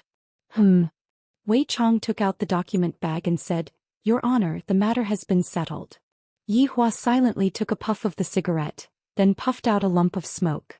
At first glance the smoke actually formed a skull, but very quickly the skull dissipated. Compared to money, what Yi Hua cared more about was whether the mysterious person was dead or not. Who did she kill? Xiao Yi's true love, Nangong Sini. Yi Hua thought back to the woman who was at the banquet that night, and he didn't have any good impression of her. If Your Honor is not satisfied, subordinate can go and kill a few more of them. Wei Chong said coldly. I feel that Your Honor doesn't seem to be satisfied. No need, don't forget our identity, we are law-abiding people. Your Honor is wise, subordinate is truly enlightened. Yi Hua flicked the cigarette ash. Oh right, how is Long Out Yen's side? Subordinate has arranged for people to watch over him, he won't be jumping out to cause trouble in a short period of time. Yi Hua extinguished the cigarette and said faintly, just let them work hard for a bit, if not they won't know what true despair is. Wei Chang's eyes shone. His honor has really changed. In the past his honor would always push his way forward, but now he knows how to strategize. Your honor's good fortune is as boundless as the heavens. Subordinate is far inferior to you. Yi Hua patted onto Wei Chang's shoulder. Heavens? Hee, go back and sleep early, don't let your little girlfriend wait for too long. Wei Chang didn't explain. As an overlord's subordinate, even I don't know how to open my mouth, so I asked Lai Gu. And Lai Gu's answer was very straightforward. If you take off your pants, then do it. Could it be that you are going to wear your pants and do it? Wei Chang couldn't be as straightforward as Lai Gu. Xiao Tang is a good girl, how can she be compared to those celebrities? Originally I had that thought tonight and I had even prepared the condoms, but in the end didn't an accident occur? Forget it, I feel so vexed, I should just ask his honor to give me an idea. Lai Gu is too unreliable. Your honor, subordinate has a question. I hope that your honor can enlighten subordinate. Yi Hua, who was preparing to return, turned around and asked curiously, what is it? Wei Chang stammered, feeling a little embarrassed. Looking at Wei Chang's expression, Yi Hua became even more curious. This kind of expression doesn't seem to be something that should appear on Wei Chang's face. Speak. Wei Chang threw caution to the wind and asked, Your Honor, I want to do that with Xiao Tang, how can I do that? How can I make Xiao Tang agree to do that with subordinate? That. Yi Hua was a bit stupefied. That is mating. Luckily the lights were switched off, if not Yi Hua would be able to see Wei Chang's red face. Yi Hua thought that it was something important, but it turns out that it is mating. However, how can Wei Chang use such a word to describe it? But thinking about it, Wei Chang's true body was originally a monster. Yi Hua paused for a moment. When a subordinate is in trouble, as the boss, of course I have to step forward and solve it. I do have some experience. Wei Chang was overjoyed. I hope that your honor can guide me. Just push him down directly. I didn't expect that his honor would be the same as Lai Gu, simple and crude. The idol dramas that I watched aren't like that, they are very bashful. Subordinate understands. Wei Chang could only accept it humbly. In this aspect you have to learn more from Lai Gu. Yi Hua said faintly, then walked out of the office, leaving behind Wei Chang, who was in a daze. Seems like his honor is also unable to solve my problem. Perhaps I can only seek help from the madam. This is so annoying. Lying back on the bed, Xianxia, who was beside Yi Hua, asked in a low voice, You went to smoke again? Xianxia changed her posture and hugged onto Yi Hua, then asked faintly, What do you want to eat tomorrow morning? Zilong Bao. Yi Hua moved slightly and hugged onto Xianxia's shoulder. Right now I have already come to a conclusion. This woman will only be obedient on the bed as long as she gets off the bed. It seems like she will change into another person. Thinking about it, Yi Hua once again fell asleep. Not knowing how long had passed, the sound of splashing water rang out beside Yi Hua's ears. It actually started raining heavily early in the morning. Yi Hua's right hand moved and his brows wrinkled. Where is she? Immediately Yi Hua opened his eyes and the woman beside him actually disappeared. This caused Yi Hua's heart to sink. The bedroom door was suddenly pushed open. Why is it raining while buying breakfast? Xianxia pouted her small mouth and complained. Xianxia's beautiful hair could be seen dripping wet, her shoulders were completely drenched, her beautiful face was filled with water droplets, and her delicate hands were carrying xilongbao and kelp soup that was already packed. Perhaps because she was jogging, a lot of soup had spilled out.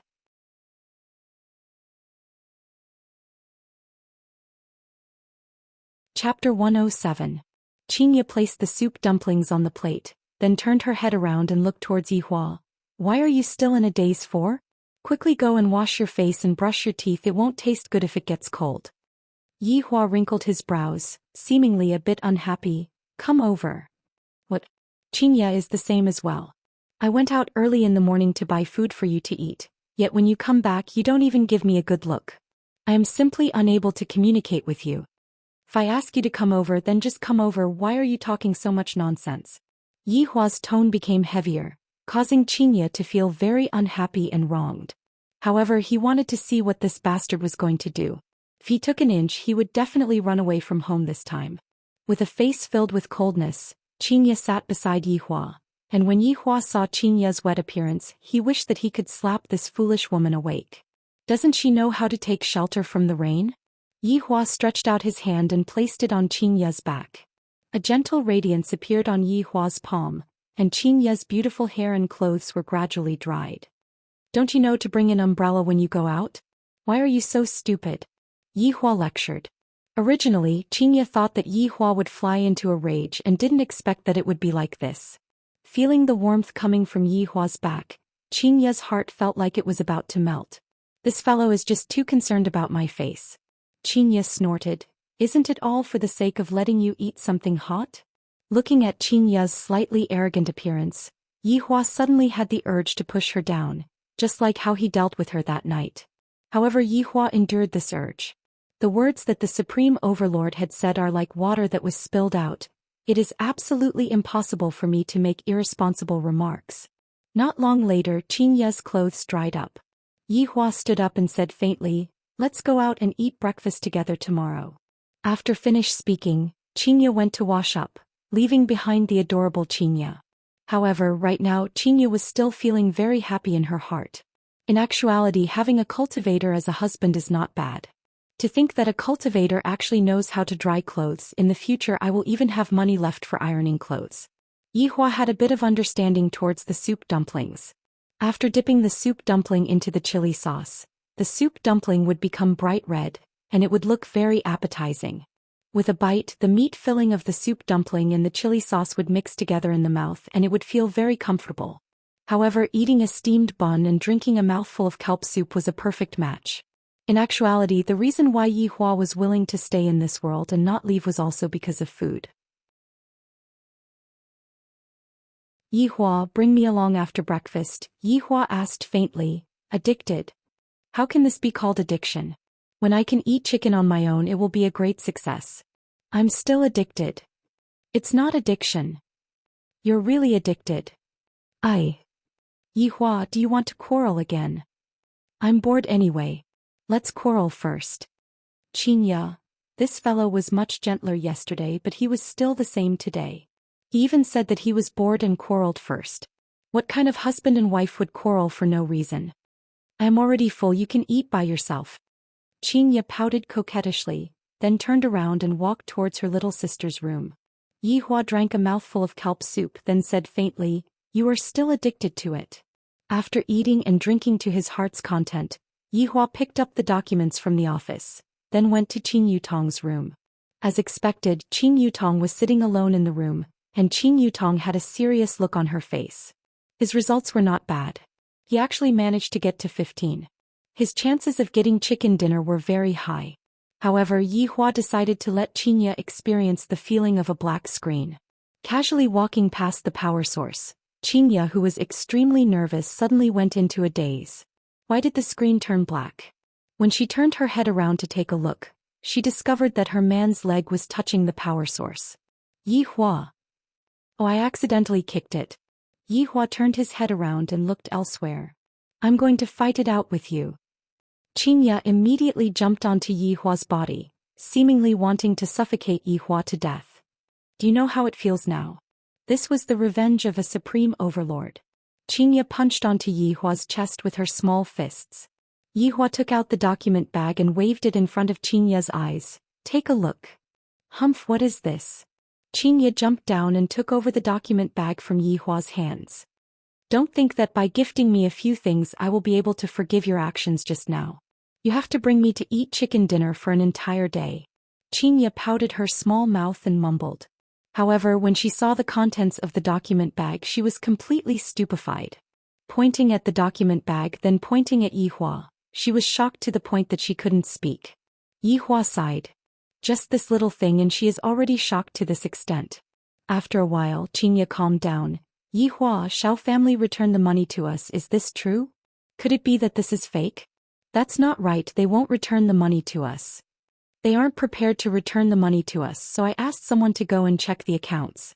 Fortunately, they are tactful and returned the money to me. Yi Hua sat beside Qin Yutong's bed and said with a lukewarm tone, but there was a suspicion of him bragging, which was commonly known as acting cool. Acting cool again, but you asked someone to go and check the accounts, is this really good? Nothing happened, right? If there's anything we can talk about it properly, don't fight. Xianxia asked with concern. Yi Hua laughed lightly. Do I look like that kind of person who would casually make a move? Yi Hua, actually I quite like it when you aren't acting cool. Xianxia, actually I prefer you when you are on the bed. Go to hell, scoundrel. Xianxia placed the document bag at the side, then squatted down and plugged in the power source and actually started eating chicken dinner again. This made Yi Hua feel that it was strange. Doesn't this woman view money as her life? Shouldn't she be changing her clothes and going to handle the procedures? Are you very curious? Xianxia said faintly. Indeed. Xianxia held onto her chin and said faintly, if subordinates are not used to do things, then what's the use of having subordinates? Hearing that his woman had such a realization, Yi Hua felt very gratified. Finally, he started to realize this point. What are you spacing out for? Quickly come and play with me. I really shouldn't have let her play games. Zijin City, Tang family. Tang Wushuang's expression was grave as he smoked his cigarette non-stop. The ashtray was filled with cigarette butts. Seems like he didn't sleep at all yesterday. Wushuang, I didn't expect that Xianyuan's sword would actually fall into Brother Zhao's hands. Quan Onrong said gravely. Tang Wushuang let out a heavy sigh. That's right, back then when Xianyuan's sword appeared, it created a reign of terror. I didn't expect that Brother Xiao actually took Xianyuan's sword behind my back. Wushuang, do you have any thoughts about what happened last night? The news that the spy sent over was that Brother Xiao won, but it was a Pyrrhic victory. However, after the fight ended, that person appeared again. Tang Wushuang was unable to understand what was going on. Logically speaking, the second time that person appeared, he should have killed Xiao Yi, but he didn't. Could it be that he really took the money and left? Quan Onrong took out a document bag and handed it over to the man. Wushuang, take these and go and see how Brother Xiao is doing. Tang Wushuang took a look at the things inside the document bag and his brows wrinkled deeply. No matter what, that night you and Brother Xiao gambled together, we can still afford to lose this bet. After closing the document bag, Tang Wushuang said gravely, Onrong, are you afraid of that person as well?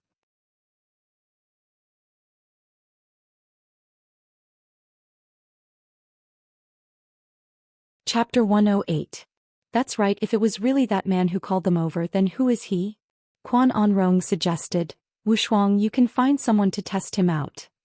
And Rong, other people will be more curious about that man's identity, we should not stand out. Tang Wushuang was not an idiot, even Xiao Yi suffered a loss, I have to be cautious. Hubby is still the smart one, quickly go and take a bath, then go and see how Brother Xiao is doing. All right. Tang Wushuang let out a breath. Brother Xiao did not die yesterday, Zijin City is going to be quiet again, and a lot of people are going to be disappointed. Why didn't the other party kill Xiao Yi? I really don't understand. Right now, inside Bai family's castle, Wang Debao and Bai Cixin had just finished their morning exercise. Wang Debao had a comfortable expression as he hugged onto the woman that other people were envious of. Only Wang Debao dares to press down on Bai family's woman. Wife, was the 50 billion spent worth it? Wang Debao said bewilderedly. From the situation last night, Xiao Yi seemed to have won. As for the black-robed man that appeared at the end, Wang Debao was not sure. Bai Cixin leaned on her husband's side and said faintly, I can only say that we didn't lose anything. Then should we ask for the money back? Wang Debao was also testing his wife's attitude and he became a lot more daring. Debao, how about you go?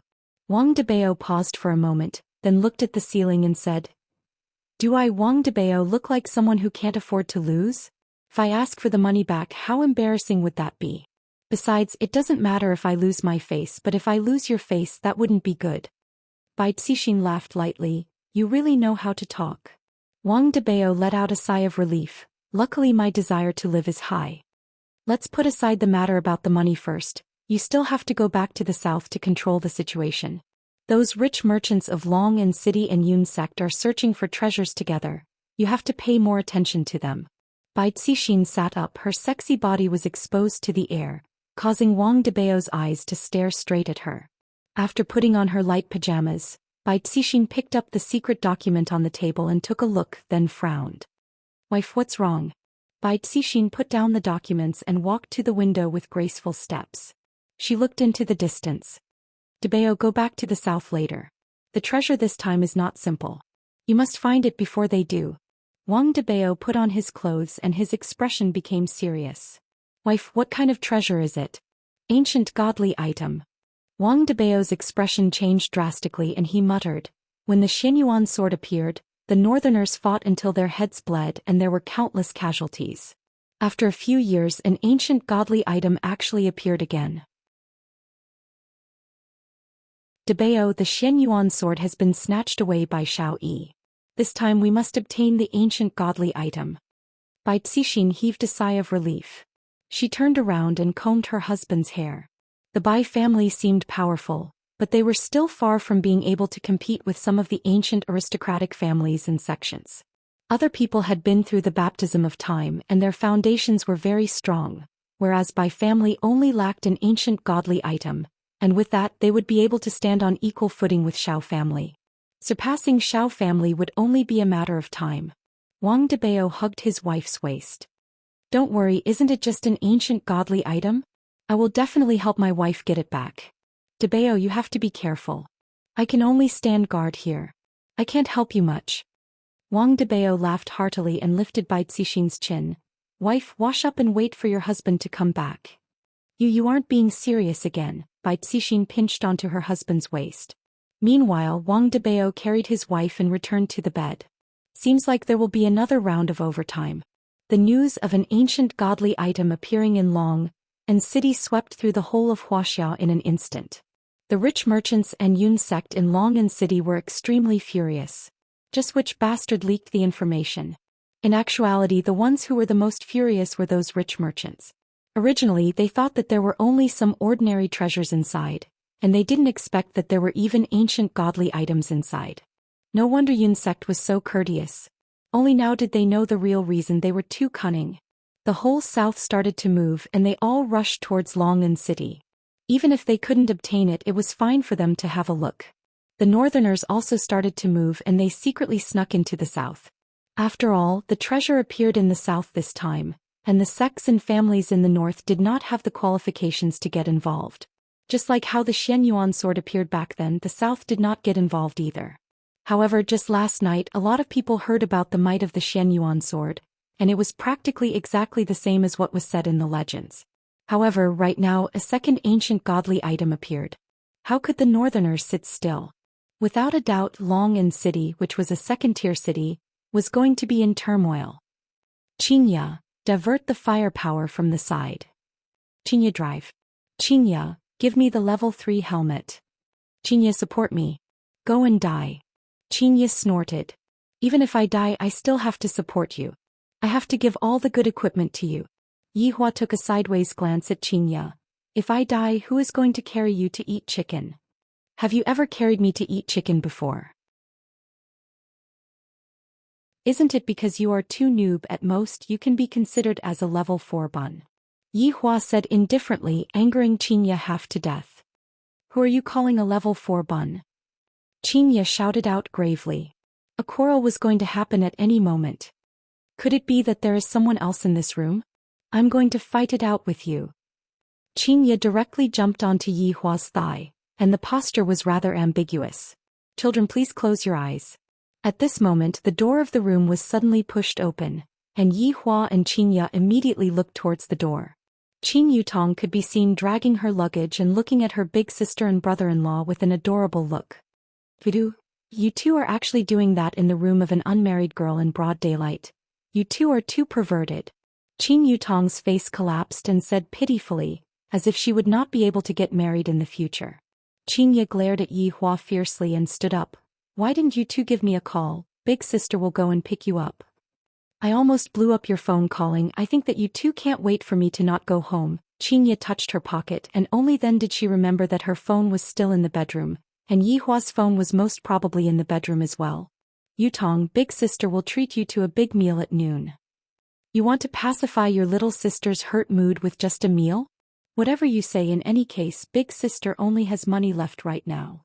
Yi Hua leaned against the window and lit up a cigarette. Xianxia, it is almost noon, hurry up and sell the food. I'll go and get my phone. Qin Yutong was about to kneel down to Yi Hua. These two are planning to be otakus to death. In the past, big sister wasn't an otakus at all, but I didn't expect that after getting together with brother-in-law, she would instantly become an otakus, and even the company doesn't care about her anymore. If this goes on, I will be more or less the same as brother-in-law facing bankruptcy. Xianxia found her phone on the table in the bedroom and opened it to take a look. She discovered that there were a lot of missed calls, and among the missed calls were from Yutong and her father. Helpless, she could only call them. That. What's going on with Xiao family? Qin Huashuan's questioning voice immediately rang out from the phone. Xianxia replied faintly, I don't know. You still don't know? Do you know how many people are distancing themselves from us? Isn't that even better? You are able to clearly distinguish who is good to you and who is bad to you.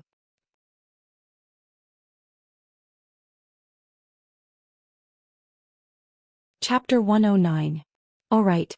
Good. Good. Now that your wings have grown, don't you? If you have the ability, then don't go back home for your entire life. On the other side of the phone, Qin Huaxian was practically roaring. If you don't want to go back, then I won't go back. Xianxia was someone who was susceptible to coaxing but not coercion. The more it was like this, the more Xianxia resisted. After hanging up her father's phone call, Xianxia's mood wasn't that good. If I compare Yi Hua with my father, I suddenly discovered that Yi Hua is much better than my father. At least Yi Hua wouldn't berate me because of other people. After adjusting her mentality, Xianxia walked towards her little sister's room. What do you want to eat? I'll treat you. Fifi. KFC family bucket. Qin Yutong raised her hand and said while smiling. Xianxia shook her head. These two are just children.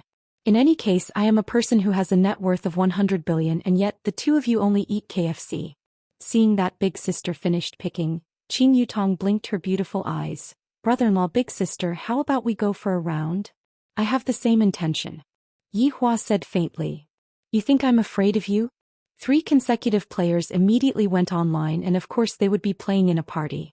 On the way, the cold and aloof Yi Hua and Xianxia had always been silent, and only Qin Yutong would be chattering and flirting with other people. And this time was no exception. They met a passerby. This round was a mirage, and the 3 people appeared very quickly. Qin Yutong was already impatient to tease people. Little brother? Big sister? Qin Yutong shouted out sweetly. If the other party was a big brother, he would definitely become a level 4 backpack for me. Even my brother-in-law has a big sister to become a level 4 backpack, so I naturally want to have someone to run errands for me. After waiting for more than 10 seconds, the other party did not reply, and Qin Yutong thought to herself that something is wrong. Could it be that the other party is a female? Big brother, do you have a microphone? Qin Yutong asked. Finally, the passerby replied just that. This sentence made Qin Yutong's face turn black. And hello. Yi Hua and Xianxia were both wearing earphones, and they were able to hear each other's voice. Yi Hua let out a sigh. This is really like that saying, you will never know who your teammates are. Bringing along 2 level 4 bags is already very disadvantageous for me, and now I still have to bring along a burden. Qin Yutong took a deep breath. This little fellow actually called me aunt. Auntie. Oh my god, I'm still a virgin. Little friend, not auntie, it's big sister. Qin Yutong's smile was very forced. A trace of an arc appeared on the corner of Yi Hua and Qin Ye's mouth. We finally got to see Qin Yutong being teased instead. Mother said that only children who are about the same age as Ali are called big brother and big sister. Auntie, your voice is so nice, it's about the same age as Mother, so you must be much older than Ali. In an instant, a few black lines appeared on Qin Yutong's brows, especially when she heard the phrase, a lot bigger. She made herself look like an old witch. But this little guy is not bad.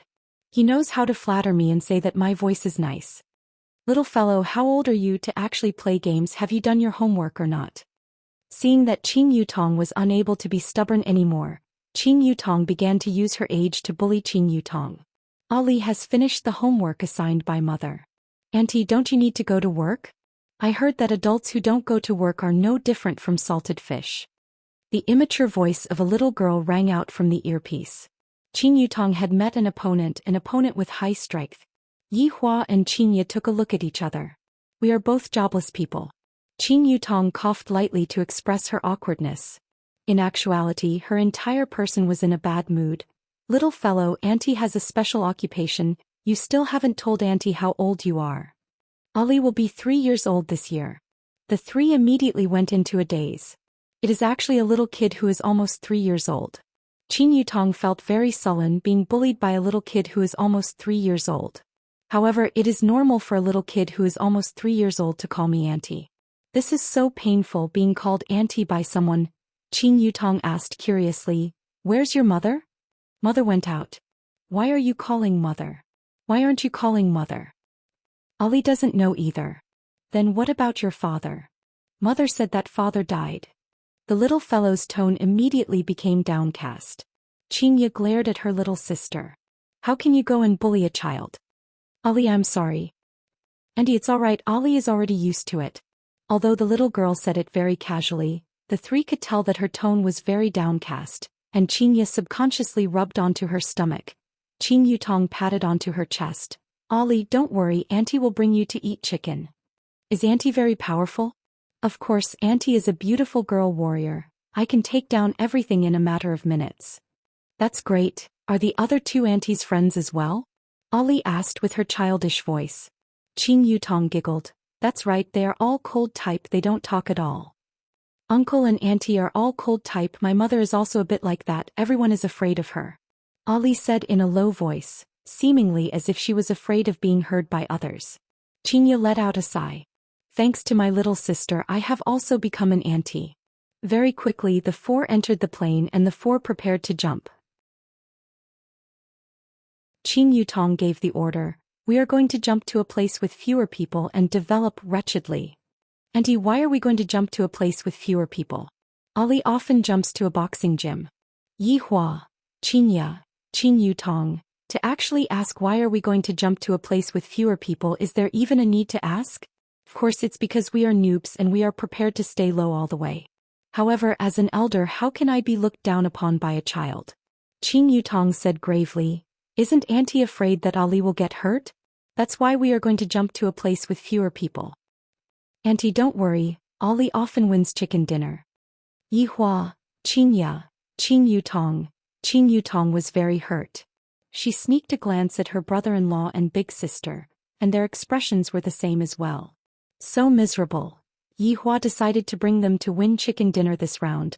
Only then would he be able to display the strength of a supreme overlord. If I don't win chicken dinner this round, I will quit smoking for an hour. The four of them all jumped to the boxing gym, and there were quite a lot of people that jumped to the boxing gym. There were even 2 teams of people that jumped to the boxing gym. Yi Hua definitely has to display his true strength and let them know what an expert is. However, here came the problem, the entire boxing gym actually didn't have any loot. Not even a frying pan could be found. In actuality, it wasn't that Yi Hua hadn't seen this kind of situation before, he would occasionally bump into it a few times, but he didn't pay too much attention to it. However, today's situation was different. How could he not have any guns? At the same time, in the red building below the boxing gym, one of the rooms was filled with equipment, M498K level 3 helmet, level 3 armor, all kinds of bullets and medicine. F***K. What kind of luck does this streamer have to actually bump into such a thing the moment he opened the door? Brother, I'm afraid that this is your first time coming to see this streamer. Let me tell you, this streamer really didn't cheat. In any case, I am already in awe of the streamer's luck. If the airdrop didn't hit his face, then he would have really cheated.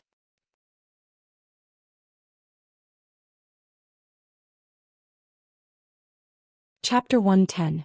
Yihua, who was in the boxing dojo, was very annoyed. The two salted fishes were actually chasing after him and beating him up. This is also a game. If it was in reality, I would turn the two of you into a pool of blood. Brother-in-law, I'm here to save you. Qin Yutong suddenly jumped out from an unknown place and punched towards Qin Yutong. Yihua saw that half of his health bar was gone. This must be a spy sent by the enemy, right? Qin Yutong's head shrunk back. Brother-in-law, this is purely an accident. Who asked you to suddenly stop just now? Yihua was really speechless. This was already not the first time. There was another time when someone took out a 98K and aimed it at his head. Afterward, his helmet was destroyed and the excuse was that his hand shook a little. Brother-in-law, be careful.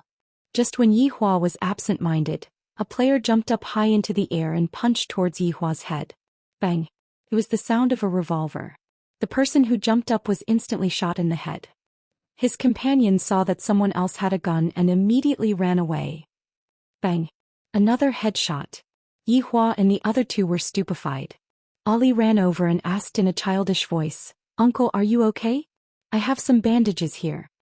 Yihua felt hurt, really hurt. I have never felt so sullen before. I was actually saved by a little girl and she even gave me a bandage. My God. The host in the red building had just finished cleaning up and was about to go to the boxing gym when he heard the sound of a revolver. The host's expression changed drastically. Host, run. The revolver monster has appeared again. Host, where there's life, there's hope. Run. Why did you guys tell the host to run? You guys don't know, but the host has been tortured by this revolver monster a few times in the past few days. After that, whenever she hears the sound of a revolver, she will take a detour. The host's equipment can't even beat a pistol. Sigh, it's not that the host is bad but that the opponent is too strong. Sure enough, the host chose to drive away. He had tried countless times in the past, but he had always died under the revolver's marksmanship. The opponent was too brutal. With a pistol, little Ali was simply like a god slaying god. In just a short while, the entire boxing gym was cleared out. Yihua, who was holding on to his wife and sister-in-law, looked at the boxing gym blankly, and a feeling of powerlessness emerged from the bottom of his heart. Next, it was little Ali's turn to perform. Uncle, Auntie, please stay in the car. Let Ali charge first. Dong dong dong. Gunshots and grenades rang out from the house in front. Uncle, Auntie, you can come in and loot now. Yihua was very hurt. Xianxia and Qin Yutong like Yihua very much. This child is too interesting. Ali, why don't you let Aunt charge together with you?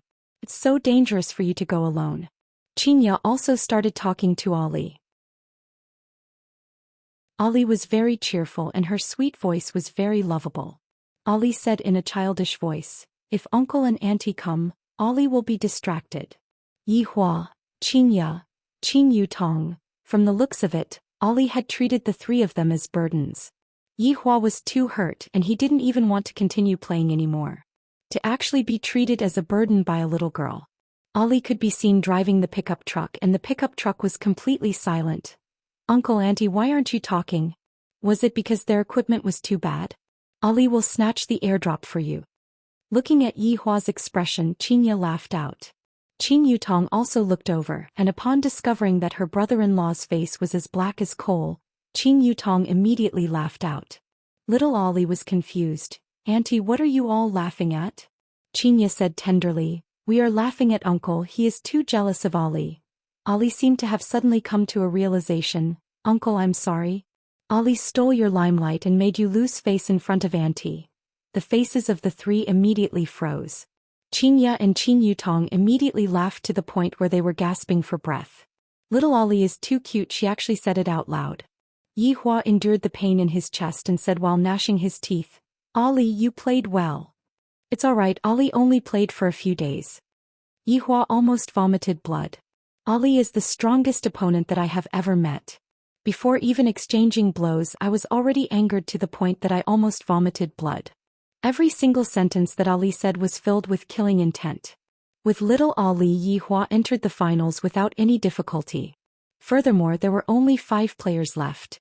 4 versus 1. It's over, the anchor is going to die. A song of death for the anchor. You guys don't need to say anymore, the anchor is very formidable. She fought her way to the finals with 4 players. What's the use of not getting chicken? The commenter above is correct. Yihua didn't even know what he was doing in this round. I clearly wanted to show off my strength, but in the end I didn't even do anything and reached the finals. Furthermore, I was even brought into the finals by a little child. If this were to be spread out, where would I put my face? This game is poisonous. Uncle, Auntie, Ollie, take care of him. This way it will be fair. After finished speaking, little Ollie rushed out. In less than 10 seconds, little Ollie had already gotten rid of her opponent and got chicken. This was the first time in Yihua's life that he got chicken without doing anything. Xianxia and Qin Yutong were extremely excited. The anchor is so miserable, he got beaten up. That's right, he is too weak, I'm unsubscribing. The anchor's heart was also collapsing. It is my fault that my opponent is too savage. Don't leave, as long as I don't meet with a revolver monster, I will definitely get chicken. Xianxia and Qin Yutong excitedly hugged each other and celebrated. Meanwhile, Yihua's face was cold and unhappy. Little Ollie, tell Auntie what is your name? Xianxia asked curiously. Qin Yutong directly gave up on her brother-in-law and went to hug onto little Ollie's thigh. That's right, Ollie will bring Aunt to eat chicken. But mother said that I can't tell strangers Ollie's name. Little Ollie said pitifully, as if he was very afraid of his mother.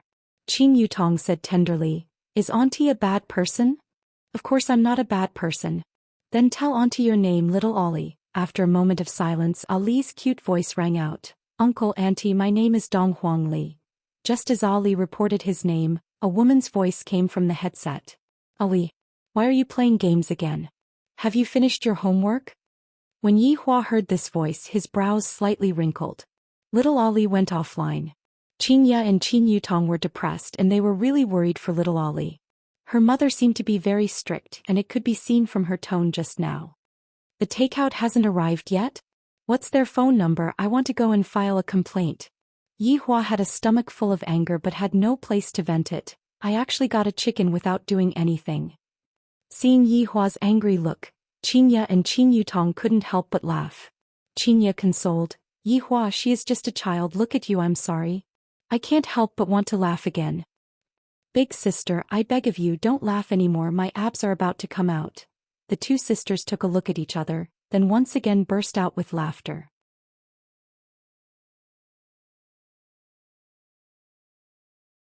Chapter 111.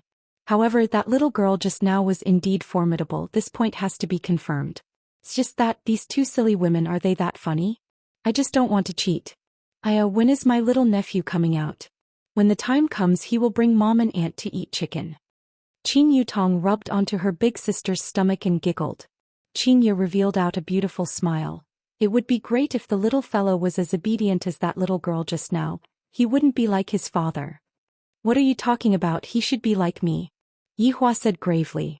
Xianxia snorted. Seeing how pitiful you are, I won't bicker with you. At this time the takeaway arrived. After eating a spicy chicken burger, Yihua walked down the stairs. The 2 sisters smiled but didn't say anything. After all, being dealt a blow by a little girl who wasn't even 3 years old was indeed quite hurtful. Walking down to the bar counter, Yihua mixed the wine that he liked, then lit up a cigarette. After taking a puff, he took a sip of the wine. This is life, the vexing matter is gone in an instant. After taking the wine and the cigarette, Yihua sat in the booth and slowly sunk into deep thoughts. Being invincible really feels so empty. Even if I win, I won't be able to make my heart feel happy. In the past, I still had opponents who were on par with me, and some of them were even stronger than me. The excitement in battle was so refreshing, but now, I really miss my previous opponents and also those overlords who formed a group to kill me. I wonder if they are living well now. If they are living too well, then I will find a time to make them not living so well. Since I was dealt a blow by that little girl, I can only vent my anger on you two. If you two want to blame someone, then blame little Ollie. While thinking, Yihua fell asleep. Not knowing how long had passed, a voice rang out beside his ear. Your Honor? Your Honor? Yihua wrinkled his brows. Noticing that Wei Chong was standing beside him, He let out a breath of relief and sat up. Lighting up a cigarette, he looked at the time and said, "Why are you here already at 5? Your Honor, subordinate just finished a meeting with Xiao Tang and I don't plan on going back." Wei Chong bowed and said respectfully at the side. Yi Hua stood up and picked up the cigarette box on the table. "Did you push her down?" "A subordinate feels that this matter needs to be handled carefully." Yi Hua nodded his head and said faintly, "Not bad, you know how to think." "Thank you for your praise, Your Honor," Wei Chong said with a smile. To be able to receive his honor's praise is such an honorable thing. Xiao Tang is truly my lucky star. While smoking, Yi Hua prepared to go upstairs. However, just when he stepped onto the stairs, he seemed to have thought of something and shouted out, "Wei Chong, come over, I have something to ask you." Wei Chong jogged over. "Your Honor, do you have anything to tell me?" Yi Hua leaned on the railing of the stairs, then asked with his brows wrinkled, "Do you still remember that woman from 3 years ago?" 3 years ago? Wei Chong muttered. "Why did Your Honor suddenly ask about this matter?" Wei Chong asked curiously. Yi Hua puffed out a mouthful of smoke. "It's nothing, I just suddenly thought of it." His Honor is reminiscing about the past. His humanity is getting better and better. Subordinate congratulates His Honor. Pausing for a moment, Wei Chong continued, "Compared to Your Honor's first woman, Madam is much luckier." Yi Hua's interest was piqued. He straightforwardly sat at the side and listened to his subordinate's analysis. "Tell me, how lucky is Madam?" This subordinate does not dare to casually evaluate Madam. Yi Hua glared at him and said coldly, "I asked you to speak, so speak. You are already evaluating Madam." Wei Chong was frightened to the point that he directly kneeled down. "It's all my fault, why did I say Madam? This subordinate deserves to die. If you still don't speak, I will let Lai Gu go and kill your Xiao Tang." Yi Hua said faintly. In actuality, he just wanted to see how Wei Chong would react. As expected, Wei Chong became anxious, but very quickly he hid his emotions. "This subordinate will speak right now." Yi Hua slowly closed his eyes and waited for Wei Chong to speak. "Your Honor's first woman," this subordinate still remembers it vividly. After all, she was the first human woman that Your Honor had ever touched. Her appearance was extremely beautiful, and only Madam's beauty could compete with her. However, for her to be able to receive Your Honor's favor, it is also her good fortune that she cultivated. "Tell me the main point, how did Madam get lucky?" Yi Hua said faintly. Wei Chong swallowed his saliva. "Does Your Honor feel that there is any difference between 3 years ago and now?" Yi Hua did not speak. 3 years ago, Your Honor's personality was still very unstable and moody, but now Your Honor is able to control those emotions. Madam waited for Your Honor for 3 days, and Your Honor went downstairs to meet with her. From this, it can be seen that Your Honor has a compassionate heart. However, that woman was not as lucky as Madam. 2 months later, she came to Leisure Bar and waited for Your Honor for half a month, and Your Honor did not even come down to meet with her. Yi Hua slowly opened his eyes. "She waited for me for half a month? You seem to have never told me about this before." Just like what subordinate said back then, Your Honor was very unstable, and before subordinate could even open my mouth, Your Honor told subordinate to scram. Yi Hua extinguished the cigarette. There is such a thing. Right now, Wei Chong had learned how to read someone's expression and figure out what someone was thinking, just like now. "Does Your Honor want subordinate to go down and look for her?" Wei Chong asked. Yi Hua slowly walked upstairs and said calmly, "No need, that one person has already made me worried to death." Wei Chong laughed. "Madam is, after all, a human, her words and actions are naturally different from Your Honor. Go and do your work." "Yes." Regarding the first woman, Yi Hua suddenly thought of her today. Just like what Yi Hua had said, he would only touch the same woman once. This time, Xianxia was just an accident, because she was pregnant with Yi Hua's bloodline. If not, there wouldn't be such a thing. Yi Hua walked up to the second floor. He had already forgotten about the matter of the first woman. She was just a passerby in my life, so I should just slightly reminisce about her. Pushing open the door, Yi Hua could see Xianxia and Qin Yutong sitting in front of the computer with a serious expression. The atmosphere was extremely tense. "I wonder if they will come and look for me if I turn off the power. Forget it, am I, the supreme overlord, such a senseless person? Only a foolish woman like Xianxia would do something like turning off the power." However, as my woman, she is actually not infatuated with me and instead she likes to play games. In the beginning it was work and now, in a blink of an eye, it became a game. Brother-in-law, look at me and big sister, both of us managed to get into the top 10 and we are going to get chicken dinner soon. Qin Yutong began to become excited. The two women could be seen lying on the haystack and the main point was that the two of them still had nervous expressions on their faces. Yi Hua let out a sigh. It should be about time to finish this game, let's go out and eat. Yi Hua, can you not speak? Other people will hear what you say. Xianxia said in a low voice. What else could Yi Hua say? Yi Hua straightforwardly lied down on his sister-in-law's bed and rested. Today, after being dealt a blow by little Ollie, I don't even want to play anymore. You're tuning in to the Zhou Xian's Legacy YouTube channel. Don't forget to subscribe and join us on this journey to catch the most captivating stories.